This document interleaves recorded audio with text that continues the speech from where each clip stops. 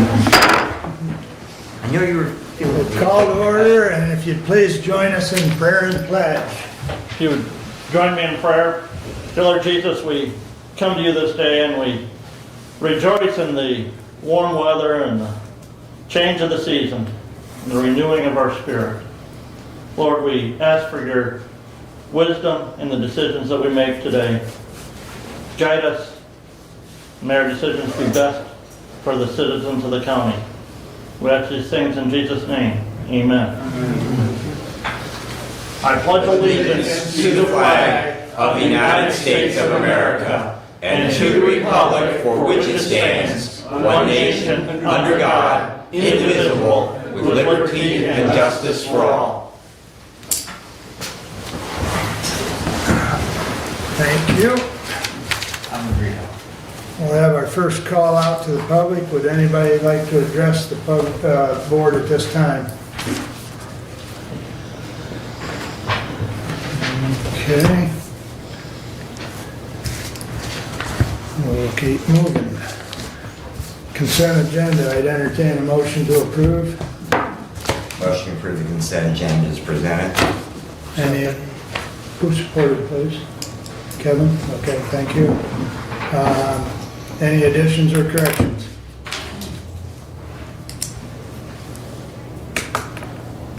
Was everyone able to open the attachments, I guess is what I wanted to. Yeah, everything I wanted to open, I opened. Because I could open all of them except for the minutes. They wouldn't open up, that's why I asked. So, all right. You can always go to the public site and access them too. 'Cause Yep. they're- Yep. I couldn't do it there either, to be honest with you. My iPad. I'm going to use it for a skipping stone here shortly. All right, all in favor of the consent agenda signify by saying aye. Aye. Opposed, same sign. Correspondence is listed. Any comments on correspondence at this time? You wanted to make a comment, I think, about that letter, Midwest Energy and Communications, for the bead. Yes, thank you.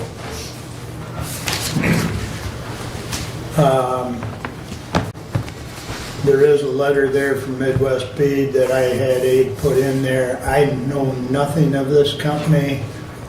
If anyone does, we've received a request for a letter, but I've had, and I have to go back through my email, I've had a couple of companies that at least I have received emails from, and I have replied back to them.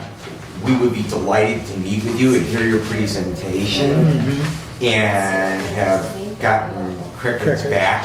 okay. And my thought, what we've done previously, we have either had someone from DMCI come here and speak with the entire Board of Commissioners, or we have met individually with representatives of the company, and if there's not enough skin in the game to actually come and say, this is who we are, and this is what the areas that we are interested in serving, I don't know how interested they really are. Well, I would agree, Doug. And in the past, we kept it local. We have, Yes. but, I mean, this company indicated they were gonna, I don't remember the numbers, but they had a plan for part of the county, but if they're not gonna communicate, then I guess I'm not interested in pursuing it unless somebody's got, I mean, I can reach back out to them if you want me to, but I think as Brad indicated, we've done that and then we don't hear back. And they know their deadline. If they are interested in pursuing, they will pursue. Well, I guess if I get a second email or if Brad does from this company, we'll pursue it and help them out, but the ball's in their court. So, okay. And Thanks, Dave. Commissioner, you said we try to keep it local. We did, I believe, First round. well, no, in January, we did, I believe we agreed to sign a letter for Comcast. which Comcast is not necessarily a locally owned company like DMCI or Waldron Telephone Company is. They There's do service. service locally. And again, it could be that this company already has some service in the area that we're just not aware of. Also, the way that this round of BEAD money is that they actually the provider has to agree to serve every address within that hexagonal unit, where previously if you served within a mile, one address in a mile.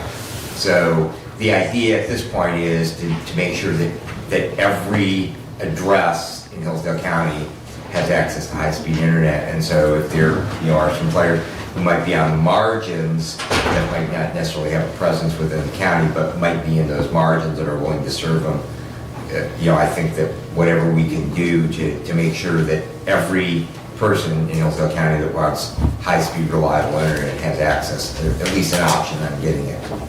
Well, them hexagons are picked out by different, they're bid on by different companies, and this could be one of them. Yeah. It could be over in Moscow area, because I know DMCI has a little portion, because they were at the last meeting in Moscow, and they have a little portion, but there's like 4 more portions that way that, I mean, it could be one of these people, Right. and you just don't know who they are. I mean, because they bid out the hexagons in different, everybody gets a chance to bid on them, because, that's just how they did it with the money they had. Well, I wouldn't say no to it, but the ball is in their court, so. Ball is in their court. I mean, they're talking about building out to 5,125 residents, according to their letter, so.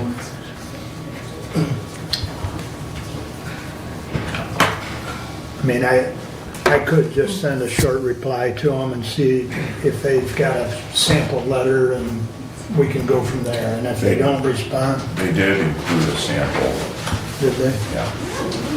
I don't know if I put it in there in the packet, but they did include a sample. But we've got a letter that's Yeah.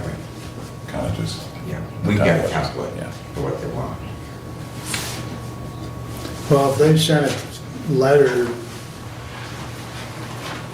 I mean, if nobody objects, since it is 5,000 plus residents, we can have it in consent next time. And again, I would come back to if they don't have enough interest in, Reaching out to us directly. Right. Yeah. Well, Okay. but Commissioner, again, we approved a letter for Comcast and they never came to a meeting. they didn't come to a meeting, however, they did sit down with Commissioner Wiley and myself. Yeah. Even bought coffee, didn't they? No, they did not. Oh, they did? No, I couldn't remember. So we paid for our own. that's right. Well, why did we support them now? Exactly the reason why I paid and you paid for your own coffee. Brent's holding his head here. I can see that. All right. Well, I think we beat Just wondering that. where my IV is. I think we've beat that one up enough. But in any event, we'll move along unless there's anything else on correspondence.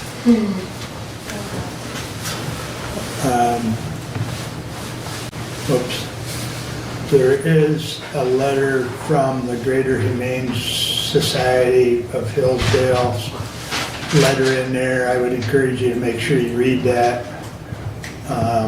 Along with that, I'm sure that either Brad or I will talk later about the meeting we had, kind of in reference to that, as far as dogs and animal control. So we'll deal with that under committee reports. So with that said, we'll look at the regular agenda and I'd entertain a motion. Move to approve as presented, regular agenda. Support. Any additions or corrections? Hearing none, all those in favor signify by saying aye. Aye. Opposed, same sign. Regular agenda is passed, and that brings us up to Spark folks and their photography group. And Tammy Ryan, good morning. Good morning.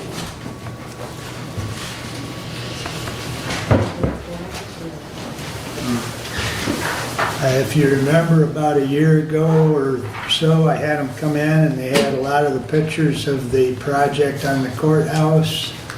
And I believe the lion's share of this presentation is kind of a follow-up of the project. And so, Good morning, is this young everybody. lady, does she have something to read? Yes, about five of us do. I will just do today. Yes. What's that? Mrs. Ryan. About five of us do. About five of us participants do with Mrs. Ryan. So I believe I'll be going first. Not yet. So in order to get everybody comfortable, I'll go first. Okay. Okay. We're excited, Yeah. right? Yes. We've been anticipating this since Yes. your first email. Yes. Can you, yeah, we're gonna take this off. Yes. Okay? Okay. So we'll get That's started. fine. There's 5 of us who either will read their speech or one of us will assist them. So we're working on a little bit of confidence here in public speaking. Cool. So we Wonderful. appreciate that, this time to do that. Yes. Yeah. So I'm going to start by introducing everybody. We have Katie Colbart, Lou Staples, and then Grant Wallace, Davin Wilson, Jacob Wolcott, Aaron Kesselring, Megan Nissen, Audra Grundon, sorry, and then Robert Smith, and Steve Ryan, and Michaela Royal. So we have 2 more coming. They had a late arrival at our building, so they're on their way, right? Yep. Okay, so they're walking, so they may squeeze in at the end. So as Michaela said, we have speakers today, but I'm going to go first and show their photos of what they've been working on. And we are excited about it. We are watching the patina in progress, and we have started to notice. Abe's in the way, I can't There's- see that screen. Can you see? Can you guys see? Yeah. Okay.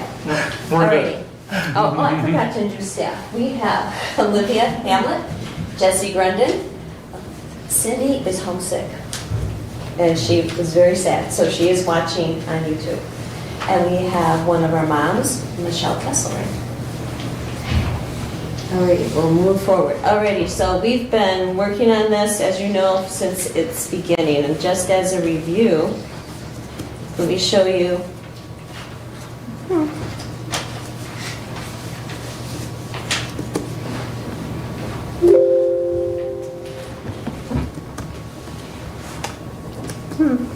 Okay. Aha. Now you got it. There it is. Mine is not as touchy. All right, so we started with a review of what we presented last year. This is the beginning. And you can see the deterioration at the top. We have the patina the patina copper at the top. We can even see through the windows to the other side. So this is the starting point, and I do remember prior to that, I had a group of students, we were at Jilly Beans, we came out the door and we saw all the people measuring, trying to decide what to do. There was lifts all over exploring the entire building of, wonder what's going on. Well, we found out, and it was pretty exciting. So that's the beginning, and this is where we're picking up a year ago, approximately about the same time we presented. So you can see the scaffolding is still up, and we captured one with the snow on top. But you also notice that the very top of the scaffolding has been removed, and so they're working their way down. And then the next one is another view of the scaffolding. We are very intrigued with the scaffolding and all the angles and all the shadows depending on the day. And we've got many different photos in our files of capturing that scaffolding from different angles. We had a bunch of them last year we presented. And then you can see we're in about, we are here about April, and the one, you can see the guys working still here when we got, he shows up really bright on the screen. He is probably getting ready to do the roofing, is what we're seeing there. And then their next one, April, we've got some buds. We've got some green leaves. And this is one of our favorite things to photograph, is capturing that blue sky with all the greenery around it. But that doesn't dissuade us. We are out in all kinds of weather. So a dark, cloudy day, and you can still see all the angles, the X's, the lines of the scaffolding. Okay, so this is one of our favorite shots, and we have the clock, we have the shiny copper, we have the leaves, and the evergreen, all popping in their color. Okay, and some of the scaffolding has been, is still there, but you can see that we are showing lots of greenery, so you have the idea of the time of year, and we are looking in August at this point. And again, we're going towards August. So this is August. You can measure the progress and the amount of work it took to get to this point. So we love to capture that early sun. We have two groups, the morning group and the afternoon group. The morning group typically gets the sunrise, the east side of it, and then the afternoon typically gets, depending on the season, the time of year, they sometimes can get the sun from the west going down, or full on 1 o'clock, 2 o'clock sun. So one of the best views is when you come up Bacon from the east and you're at that stoplight. If you look to your right, there's a beautiful tree that frames this courthouse, and you're going to see that right here. And you can see the beautiful reflection on the copper.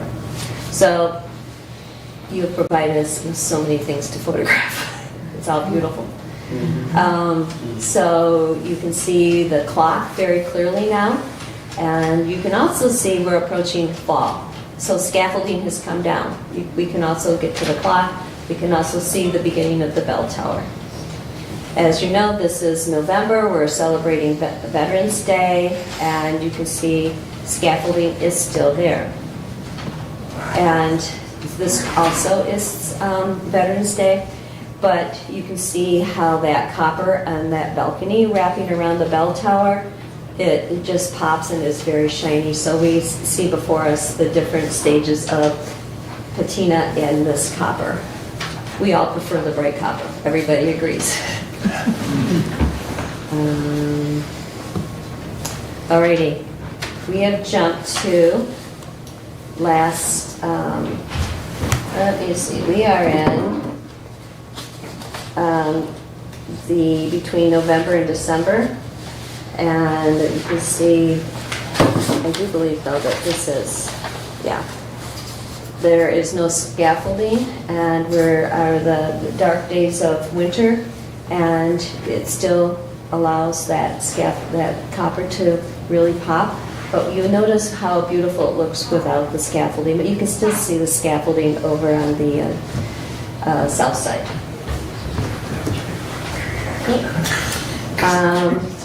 And you can see the intricate work here. If you look straight up into that edge where the roof, I guess you'd call it flashing, up there underneath the circle parts of the masonry, you can see that shiny copper that they were working on, and obviously now there's been a lot of attention on the roof. And you can also see some of these, the scaffolding piles are growing on the parking lot. There's still guys up there doing some other finishing work that we have caught. And close-up of the clock and how much work it took to finish that. So we got the clock lit for the very first time. It's in winter, and I'm trying to find who did this. The scaffolding is lit, and this is, I believe, January. We also did a lot of work throughout the county, so we weren't there every week, so it was more noticeable to see the massive change from each outing. But we have a great view from Spark, and we would always say, hey, the scaffolding's down, this has happened. And we all remember when we first heard the chimes of the clock. That was really exciting, and I would make a point, okay, 10 o'clock, we're gonna hear it. So we would be outside and we would be able to hear that clock chime. Okay. And a stunning view of the facade and the amount of work that went into that. And you can tell now, oh, we are in December, my dates are off in my head. So scaffolding is down completely, but we are decorated for Christmas. So you can see the full corner. You can also see what it looks like in the cold weather and the snow, a full frame directly across the street. And again, this is one of our favorite parts to capture, and you can see a pretty good close-up of that patina that's going on, some bright copper still poking through on both the domes as well as the trim going around underneath the clock.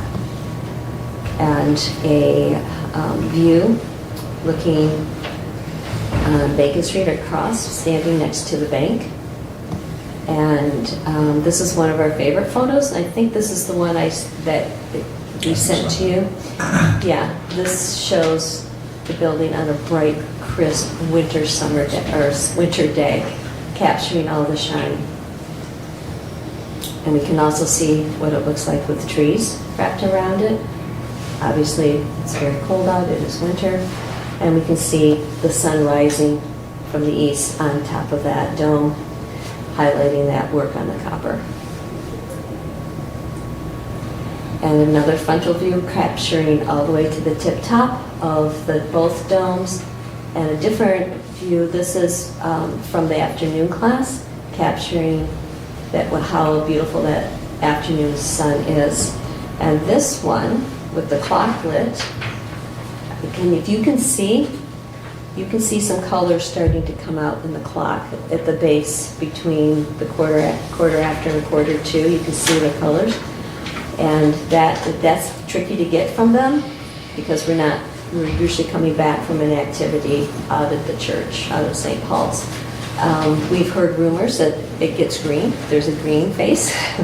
Some of us have seen it. I'm still trying to see it, but I will work a little harder. One of our staff members has seen it, so we're pretty excited. Our plan is to present to you a full-on spring photo to include the book, so we can end it the dark days of winter, so you have a bright, full view of things in bloom surrounding the courthouse. So we think it will look beautiful.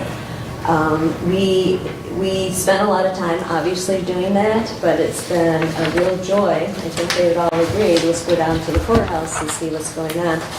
And it always gives us many opportunities to work with light. We're all working on how to use the light to our advantage to get something new and a little bit moody perhaps, or something bright and sparkling. And we use our seasons the best we can. I know I said last year, January and February have a lot of cloudy days.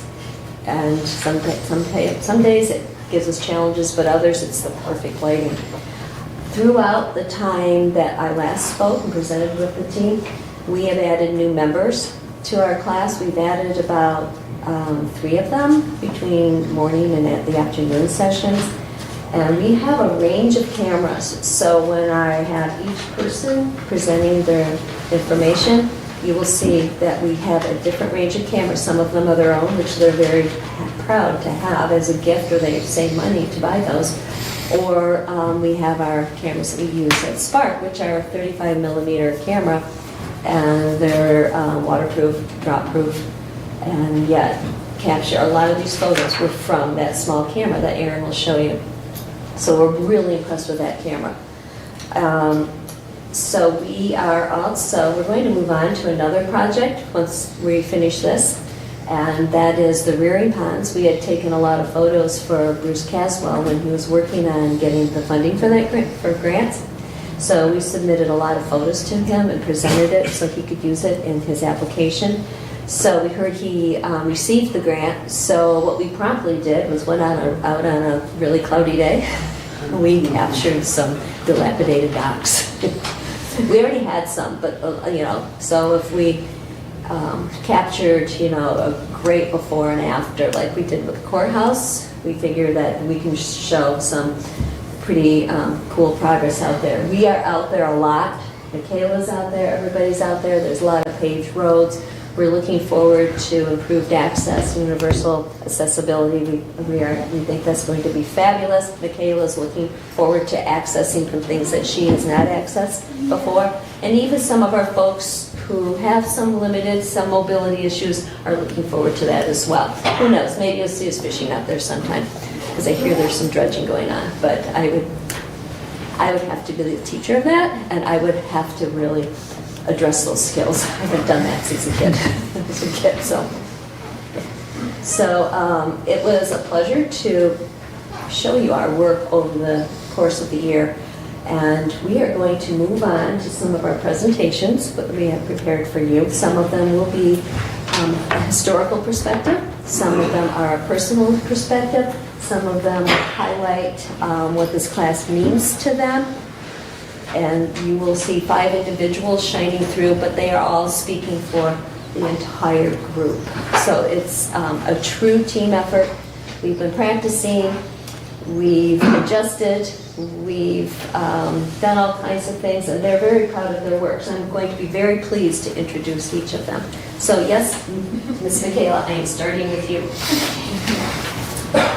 For those of you who don't know me, I am Michaela Ray. I am 31 years old. I am an advocate for the Spark. I write articles for the Sparks program. As a volunteering job, this is my second time speaking to the Hillsdale Commissioners, and it is an honor to be speaking today. I was born premature at 1 pound 6 ounces and diagnosed with cerebral palsy or CP. The more oxygen a person loses at birth, the more it affects a person's body overall. CP is a developmental disability and affects the ability to walk or talk. For those of you who don't know, the Sparks program was started 19 years ago.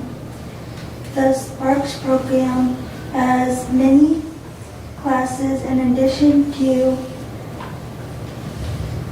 photography class. I care so much about the Sparks class is about Spark. It helped with my mental health, and I like to socialize with my friends. To me, Spark is about being accepted. I am not Michaela, any wheelchair, but just another person enjoying the day out with my friends. Photography class is about enjoying the day with my friends.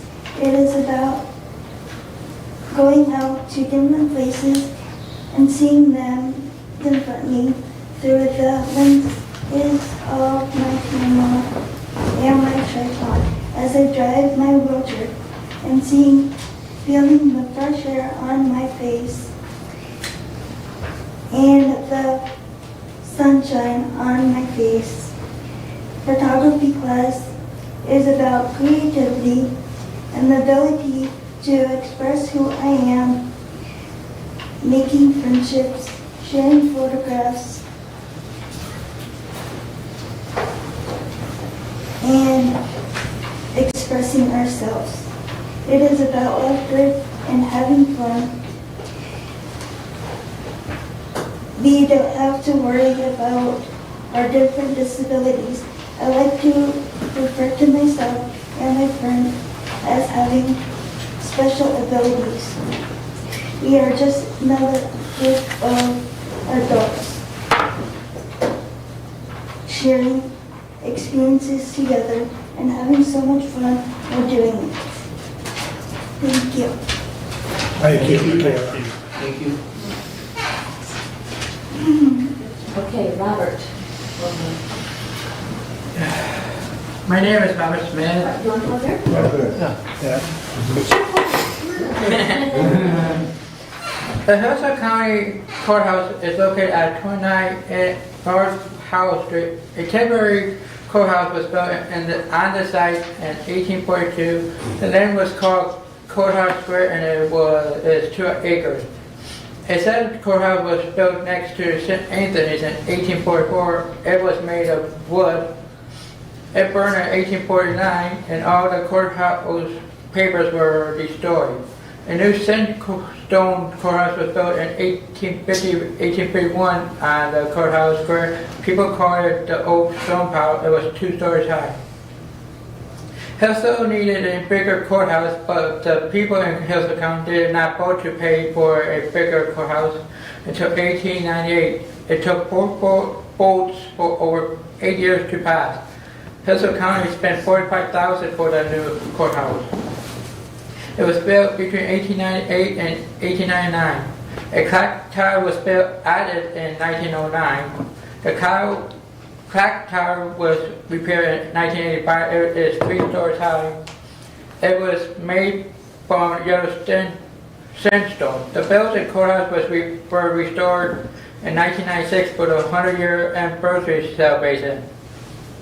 In 2007, a new entrance was added in the back, which included a handicap accessible entrance.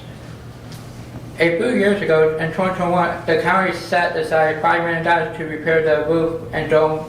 There were leaks from a tornado that tested near the courthouse. Our classes have been watching and taking pictures from the beginning to now, and I like to go home. Thank you. Thank you, Rob. He has a question. He's been asking this for a while.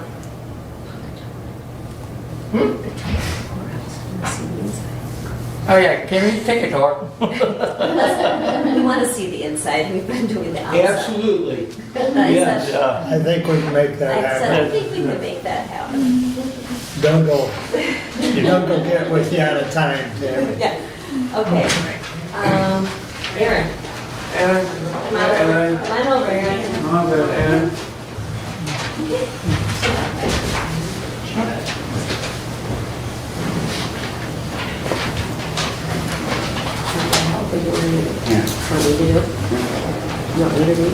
Okay, show them first the picture that you have, or the camera, I'm sorry. Show them the camera we use. Yeah, I want them to see. Oh, there we go. There we go. That's our 35 millimeter shock-proof, waterproof camera. We get a lot of these lovely photos. All of them have their photo. Everybody has at least one on that slideshow. Okay, you ready? We don't have to. All right. Okay, ready? I like to take pictures of robins, bees, and other birds. I like to take pictures of signs because they're interesting and colorful. I like to taking pictures of skeletons because it was bright and beautiful. And the Yellowstone walls of the courthouse. I like riding in the van with Jeff, hanging out with all my friends. I also like taking pictures of the church that I go to, which is St. Anthony's. We get to go to lots of places, take pictures like Stockton Park, the Running Ponds, Barbers Lake, the Arboretum, and sometimes Jonesville. We all love Spark. Good job, thanks. That was Thank you. all right. Katie, you want to come up? You want me to do it from back there? Back here? Yeah, it'd be better if she comes up if she's able. That way those that are watching at home can see her on the YouTube channel. Yeah, Cindy won't be able to see you if you don't come up.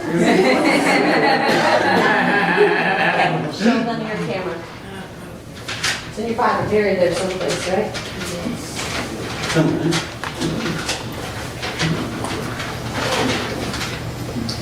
Katie just received this for Christmas. And she has a micro SD. So we've learned how to keep a watchful eye on it when it finishes. Show her and just hold it up. And what's the cool thing about your camera? It's waterproof. And what have you been doing? Where have you been taking those pictures? Underwater? Yes. Yeah, she's been sticking her hands in the cold water out at the very pond at the waterfall. And it was the Stamps Park. With somebody hanging on to her in a flat spot. Okay. So she's really enthused about this camera. It needs a lot of teeth, doesn't it? Do you read this or do you want to? You do it. Okay. Katie likes photography for many reasons. Katie enjoys photography, art, and cooking classes. These are the things she likes to do with this camera. Underwater photos, zooming the lens for close-up photos of ice, water, and snow-covered leaves, photos that tell stories, layering 3D photos, adding blur to the photo, mainly in the background, all types of colors, snakes, squirrels, and she has some beautiful snake photos, and taking photos in every season, especially at the peak of the seasons. She wants everybody to make sure they know this waterproof camera was a Christmas gift that she dearly enjoys. And that's it. Yes. Thank you, Katie. Thank you. I can't wait to see some of those underwater pictures.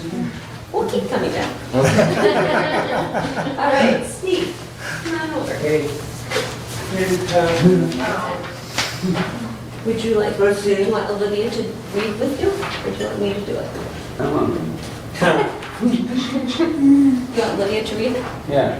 Okay. Show them your camera first. Size, yeah, different. Oh, my.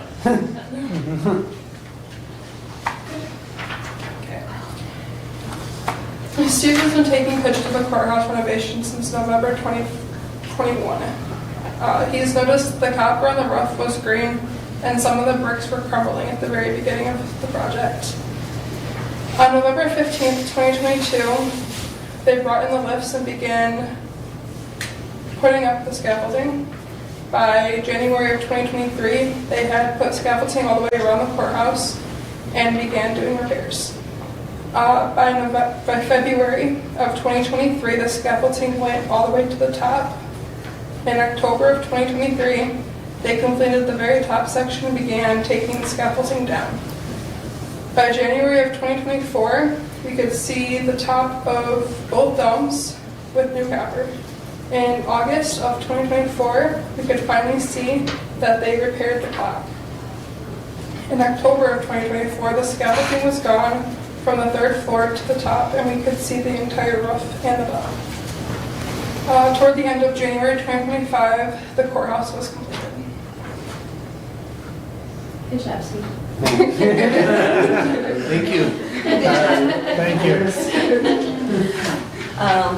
I would like to thank Julia, Jesse, Olivia, and Cindy, if you're watching, for the incredible support, love, kindness, and empathy that we have in our program, and is supported by them and led by them as well. I'd like to thank, we have moms in the background who are willing to come and support us as well. We have I call them the moms group. They meet every Tuesday night at St. Paul's. And they're a wonderful asset as well. But I'd also like to thank the county and the county commissioners for the gift of this grant. You can see part of what it has done for all of us, and you can see all their personalities shine through our 5 speakers. And perhaps next time we speak, we might be able to encourage some others to speak or write and have somebody read for them. But it's been a joy to see their improvement over the last 4.5 years with this. And we started with a group of 5, and I believe we're up to 20 photographers. And some days it's real crowded, right? On that van, Jess? But we make it work, and you'll see us all over, and people do comment that they see our van going all around. And I said, absolutely. So we adapt, and some days it's warmer, some days it's colder, but we go out in all weather. And we had a fabulous photo, which is not part of this.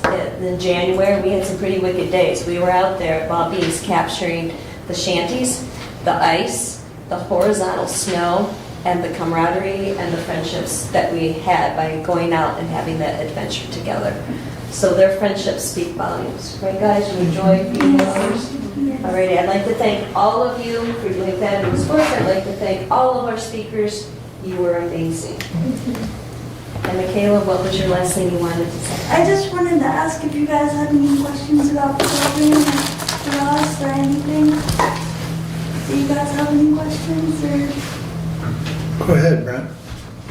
And I don't know if you can answer this, maybe Tamara will need to answer this. Besides your photography program, how many students total do you work with at Spark? There's 68. There's 68 involved and spread out throughout our 4 days of classes. We go year round. We have night classes, and some pick one, some pick all of them, right, Megan? Yeah, there's like multiple classes. I will go to like, if I could, I would go to pretty much all of the classes because it helps with my socialization, and I live with my sister and we need space from each other. And, you know what? It's not in a bad way. We just Your need a break. sister's the problem, right? No, honestly, I'm the problem usually, but it's just it gives us a break from each other. She has 2 kids at home and she needs a break and I need a break, and this is a way for me to, get counseling and socialization, and it helps with my mental health. Like honestly, if I didn't have this program, I wouldn't be able to do stuff. So it literally helps with everything. I tell her, Mrs. Ryan, every time I go, thank you, Mrs. Ryan, because I didn't have this growing up. So it helps me so much. So it's like a daytime respite, because I go to Jackson respite, but when I go to Spark, it's like it lifts my spirits, and it lifts everybody else's spirits. It's amazing. She doesn't realize what she's doing. I don't think any of them do. It's awesome. And I'd say we're having fun. Equal amount of fun. What are your ages? Ages. Range? We are in high school, age folks all the way up to 63, I believe. I know Tess is 61. 60, we're in our 60s. I have had 60-somethings in the past. We have had 80-somethings show up, but not very often. And we did have a 96-year-old coming to cardio drumming. Her previous life was as a PhD in psychology. So it was really pretty cool. And it wasn't her period of music by any means. So the fact that she listened to that. Yeah. And then I believe the money that you're getting is part of the mental health Yes. millage that actually, we pay the life wage and then life wage Exactly. pays Exactly. to Spark. How much is that now? 130,000. 130,000. Doug, you had any questions? Yeah, I did. You mentioned photography, also the cardio drumming. What other activities? What's a variety of activities that you do? hiking. Wait a minute, we have a volunteer over here. We got art, we got cooking, we got hang time, book club, garden, and Bible study. Investment. Mm-hmm. We have some investment. We just started the play place. I think that's it. I think so. Cooking. Who makes the best cookies? Oh, Jacob. produce. Maybe we'll have to have the cooking. Commissioner, I gotta say, you don't really, Oh, come on, or man. have you earned that? I have, you know, and from eating many good cookies. Robert, should we make them some of our famous Spark Master cookies? I was just gonna say, we might wanna have the cooking class come next time. Okay, yeah. We'll just deliver them. They, you can say they're full of protein, healthy, little, They do try to push like healthier meals on us though. we force them on them, absolutely. They do, honestly though. They try to teach us how to cook healthier and then every once in a while they do like dessert meals and, you know, during the holidays and then they go back to, you know, the healthier meals We and, have to go back. yeah. We have to go back to the other side, Yeah. the green things. It's just, I've learned so much even about, you know, photography and everything else. It's just, the rest of them will tell you, it's just, you learn so much, you don't even know. When you're there, you're just having a whole bunch of fun. And I did think of something that we forgot to mention. We enter our produce in the fair. Yeah, Our photographs go in the Yeah. fair. Sometimes our art goes in the fair, and we had a wonderful art gallery of we did our multimedia self-portraits that were at Rough Track last year. yeah, we did that too. I still have that up in my room. And I have a manager that is trying to do new things and she said that she started doing that with her, the consumers there too. I was telling her a bunch of ideas that Mrs. Ryan does because she's trying to get, you know, the participants or consumers to do things because she's just learning how to do things. So it's just one of those things that you gotta get us kind of doing things because if we're not doing things then our minds are just kind of bored and we're talking and stuff. So you just kind of gotta get ideas from people. So it's one of those things. But yeah. Would you all agree? Mm-hmm. Yeah. Alrighty. So if there are not more, are there more questions? If somebody watching this wants to reach out and help you in the program, how do they do that? We have an email, Spark Hillsdale, Spark with a C, SPARC Hillsdale @gmail.com. We also have a phone. The number is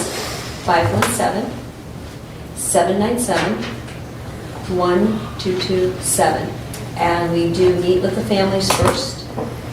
And we have a meeting to find out interests, abilities, logistics, all kinds of things.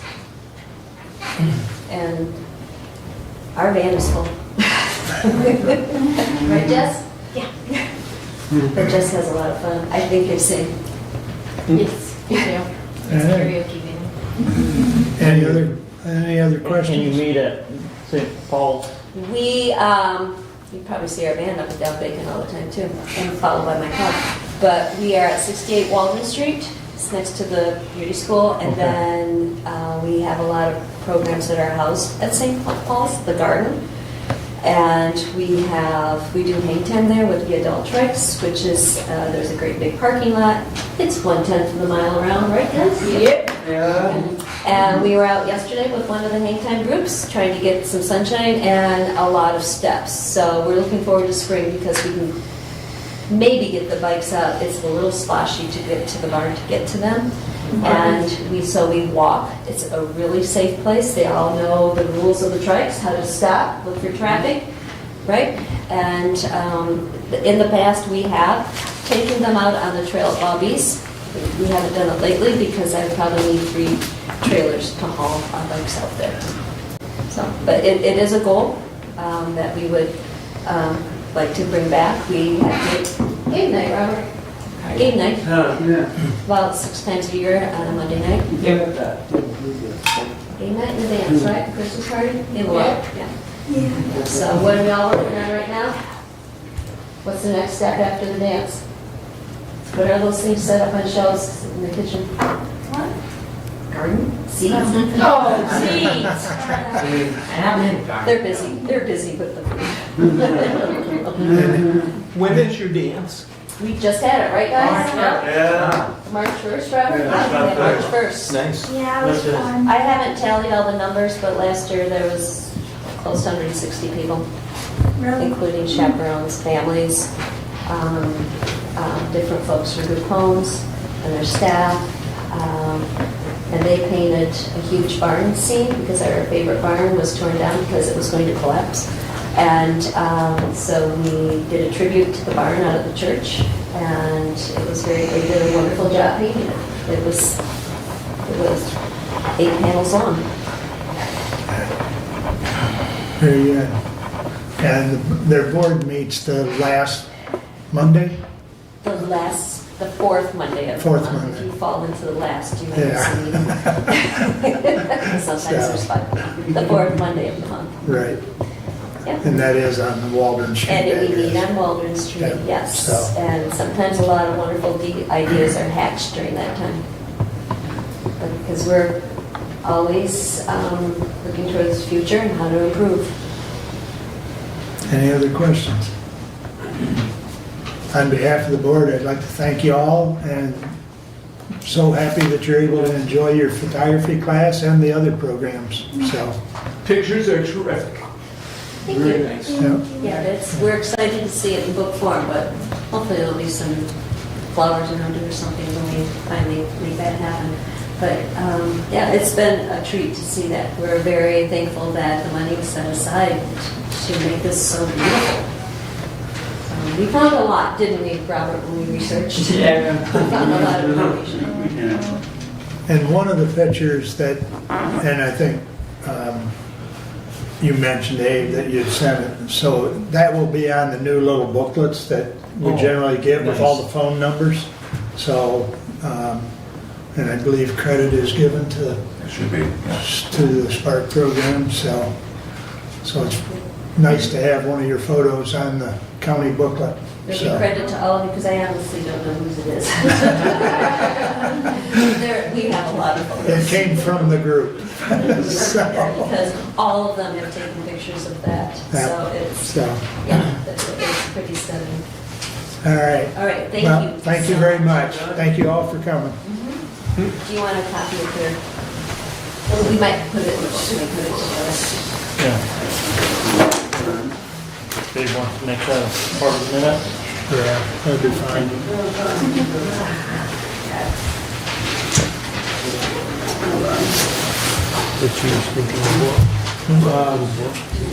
Doug, can you reach out to Tammy as far as, for those that are able to, because I know, just copy all of us when that takes place, and it will, because I need to go up now too. Now that I know I can do altitudes and things, because of course I'm not sure I want to be on the scaffolding, with my equilibrium, but anyways. Clip can.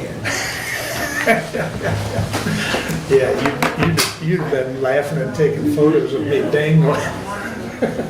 You'd have been harnessed in very well. I was anyway. We'll get one. Well, so you, like I told others, we fly them, we don't repel from them, so I don't like harnesses.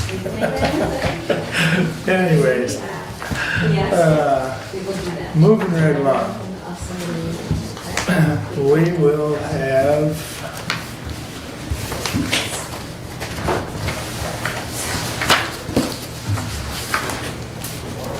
have a good day, Tammy. Thanks, you guys, it meant a lot. Yep, very good. Doug, you're up. Thank you. The house is almost empty. I'll begin with parks. And I want to acknowledge and thank Parks Director Mike Works for attending this morning. Thanks for coming out, everyone. Couple items from the last meeting that we had at the parks regarding the DNR grant. It could be up to 6 months before the money is actually received. Finance Director Ringman suggests waiting, and the Parks trustees plan on waiting to spend any of those dollars until the grant dollars are actually issued. Parks trustees reviewed the agreement with Todd Daly, who will be the project manager, He will be leading all the details and sending bids and so on. So Todd, and that will begin at some point future. Again, dollars being spent ahead of dollars being received is something the Parks trustees want to avoid. At the Parks trustees meeting, I was asked to present the email formally requesting from Parks trustees for additional $15,000 allocation for Parks budget to the Board of Commissioners. And that letter was addressed and received on February 25th, addressed to the Finance Committee. Hillsdale County Parks is requesting a budget amendment for 2025 for an increase of the county allocation of $15,000. The increase is necessary because 2024 ended with a negative fund balance, approximately $6,100. We understand that the county had unspent weed control monies held for the parks, which resulted in eliminating this deficit for the county audit. But this did not relieve the deficit that the parks have occurred in 2024, meaning the negative cash balance. Second point in the email is the county allocated $40,000 for 2025, the same as 2024. As you know, all costs have increased, yet we had no increase in the county allocation. So not only we did not receive an increase in 2025 allocation, this allocation is also covering the shortfall from 2024. This request will offset the price increases on material and maintenance that is needed at the parks. And this was signed sincerely, Robert Godfrey, Chair, and Catherine Kirkpatrick, the clerk, was sent to all commissioners, and I believe it was in our packet for today. In addition, Parks trustees have provided for me information that they would like me to share with you, and I'll do that right now. From Trustee Kathy Schmidt regarding money issues with the parks. Her first point is the parks 2024 budget income statement ended with a deficit of about $7,000 in 2024. This was masked by money held at the county for the parks weed control that was not spent by the end of 2024. The money at the county will be spent on weed control in 2025, not regular park expenditures. Second point is we tried to increase the rental rates for the community building in 2025, and we're not getting any reservations for 2025. The Parks trustees rescinded the rate increases, but the rental reservations have not increased yet. Concern is that they will not have as much rental income in 2025 as 2024. For point 3 is, it has been noted that the parks allocation from 1998 was $35,000. That was 27 years ago. Our allocation for 2025 is $40,000. Based on how the cost of everything is increasing, to stay the same, our allocation should probably be 3 times as much, $105,000. Point 4, we will still need to figure out how to cover the needs of redoing the parking lot, re-roofing the community building, and paying for resurfacing of the roads. In addition, we need new table and chairs at the community center. Parks Director Mike Wertz will be trying to get a grant through the Community Foundation to cover this. Point 5, and of course there are always the unexpected costs associated with upkeep and of the community center and the rental house. And point 6 from Trustee Schmidt was the DNR grant does not solve our budget issues with the ongoing running of the parks. The $15,000 budget allocation increase for 2025 is absolutely needed to keep the parks moving in the right direction. Those are some of the thoughts from Parks Trustees Kathy Schmidt. I also received information from Park Trustee Mark Klein, who would like to be here today. He is on the Adams Township Board of Review and will not be able to attend the Commissioners' meeting. Therefore, submitting justifications for the budget amendment for additional funds in the amount of $15,000. From Trustee Klein, Lewis Emery Park, DNR grant and match from the county cannot be used for any purposes other than the handicap accessible docks and trails and items specifically documented in the grant application. Any other use would nullify the grant. We appreciate the support of the county on this project as it will greatly enhance the park. His second point, for 2025, the Parks trustees look for ways to reduce expenditures, and the Parks budget was reduced by $12,495. The reductions were in many areas, including operating expenses, administrative expenses, and maintenance and repairs.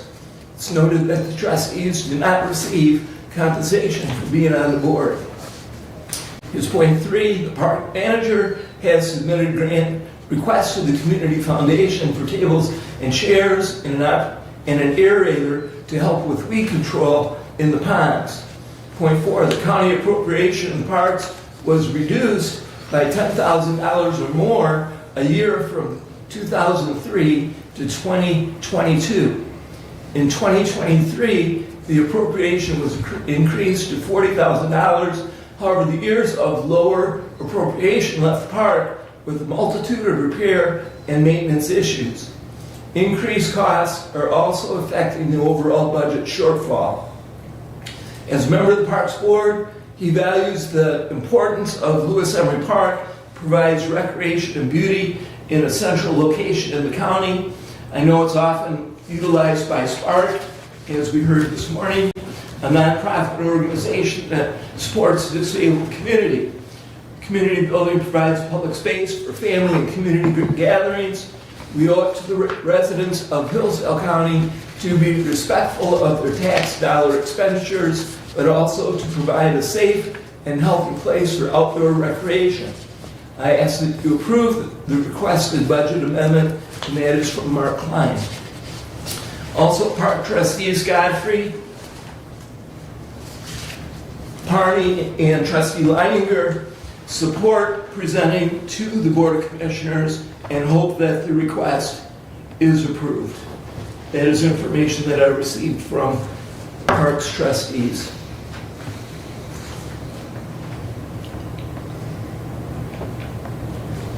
And the Parks trustees also asked for a meeting with the full Board of Commissioners, right? They have asked for that, correct?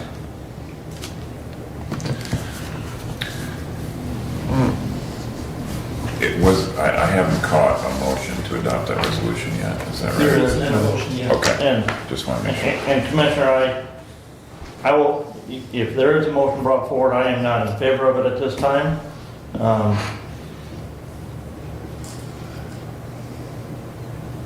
The Parks budget as amended on December 23rd, 2024, in the county general fund or special revenue fund, shows a fund balance of $8,515 projected at the end of 2024. Okay, that was passed resolution 24-147.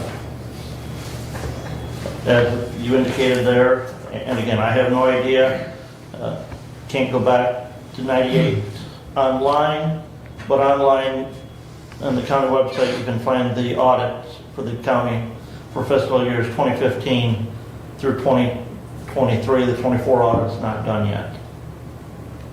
And in there you can find the special revenue funds and a breakdown of each of those special revenue funds. In the parks in 2015, the county allocated $25,050 to the parks.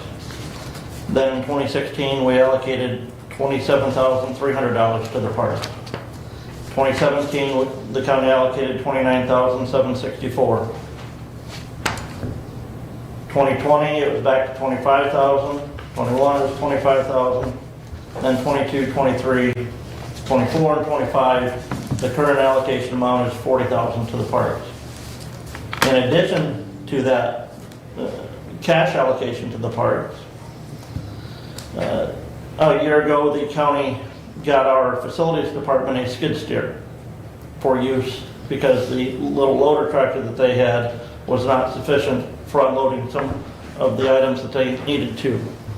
And so with that purchase of that skid steer, the parks were then given use of that loader tractor that the county owned, and so that's out at the parks now. So we have increased our allocation to the parks significantly. Understand, when you own and maintain buildings, as they get older, it's going to cost more money to repair. I'm dead set against funding anything additional to the parks when the road commission takes 8% of anything that they pay as an overhead and operational expense. The statute says the park trustees are to be responsible for that, not road commission employees, the park trustees. We at the county are statutorily required, treasurer's office, to handle the funds for the road commission. We have a study that we pay for every year that tells us what it costs us in the clerk's office, in the treasurer's office, in the finance department to take care of those things for the road commission, yet we don't send them a bill.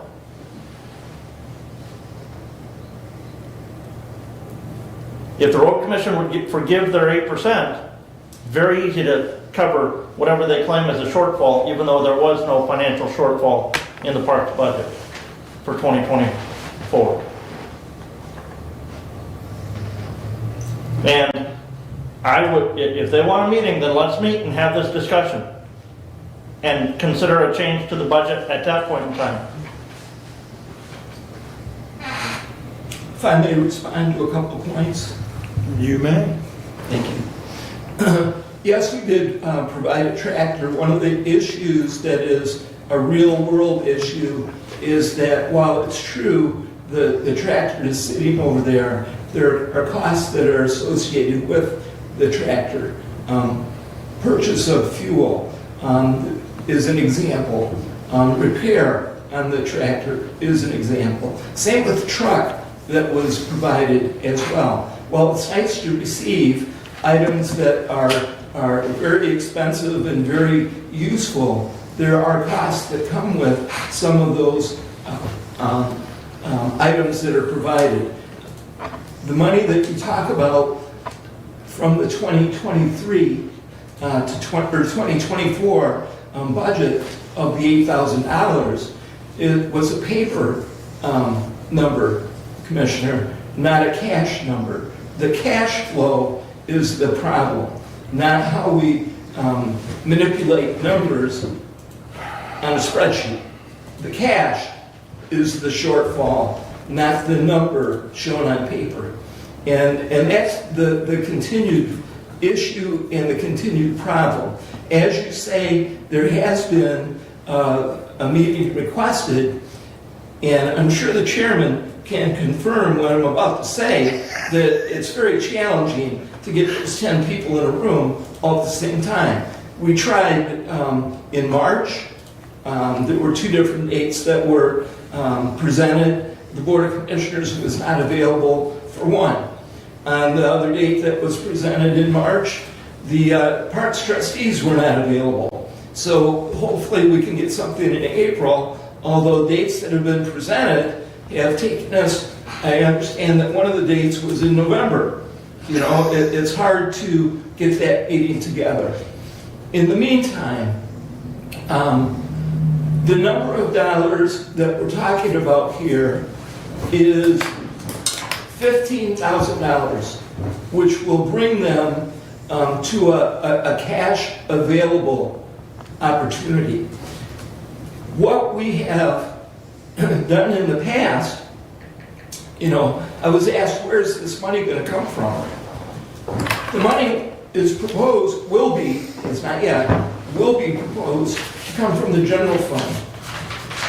The question of spending on the general fund has already been provided when we created our budget for 2025. We spent down from the general fund coming into 2025, leaving a fund balance of 12.2%.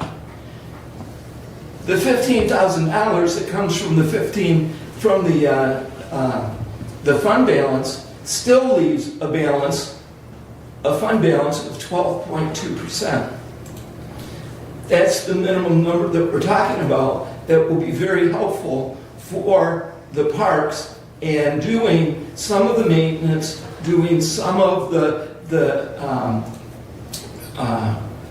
repairs, some of the enhancements that are very minimal that need to be done. Springtime is when you do these things. You clear brush. You make the trails accessible. The DNR grant, while it's fine and dandy, isn't going to happen probably until 2026. The preparation for the grant project happens in 2025. The actual grant itself will be funded in the fall, likely October. We don't know yet, even if that will be funded. It's said to be available. We'll see where the money goes when it's time to give the money. The project doesn't happen until 2026. In the meantime, things do need to be done at the park. Hours have been cut. Benny's hours have been cut. Director Wert's hours have been cut. They need to have some funding in order to continue providing the kind of park that our community wants and appreciates. I do move to request the park's trustees and to increase the 2025 allocation by $15,000.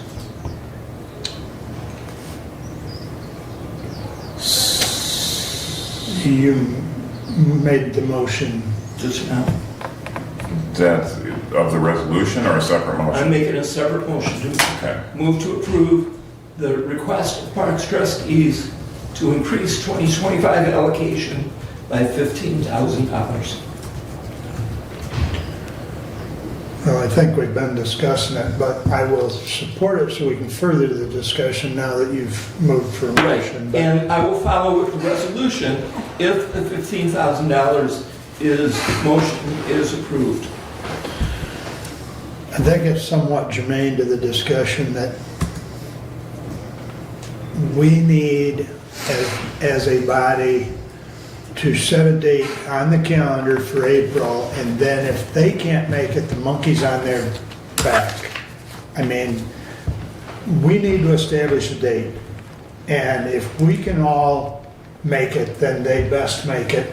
Otherwise, the opportunity for a meeting's gone, because we've tried this, I've thrown dates out, and I've tried to work with them, on dates, and we can't seem to connect. So I guess one of my comments in regards to your motion is, I'm supportive of it, Doug, but I still think the meeting's got to happen.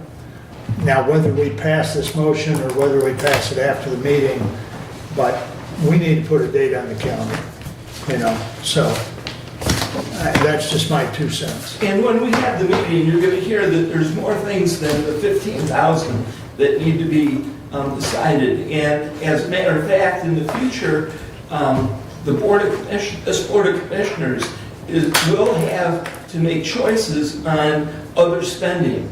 The parks, parking lot at the community center, the roof on the community center building.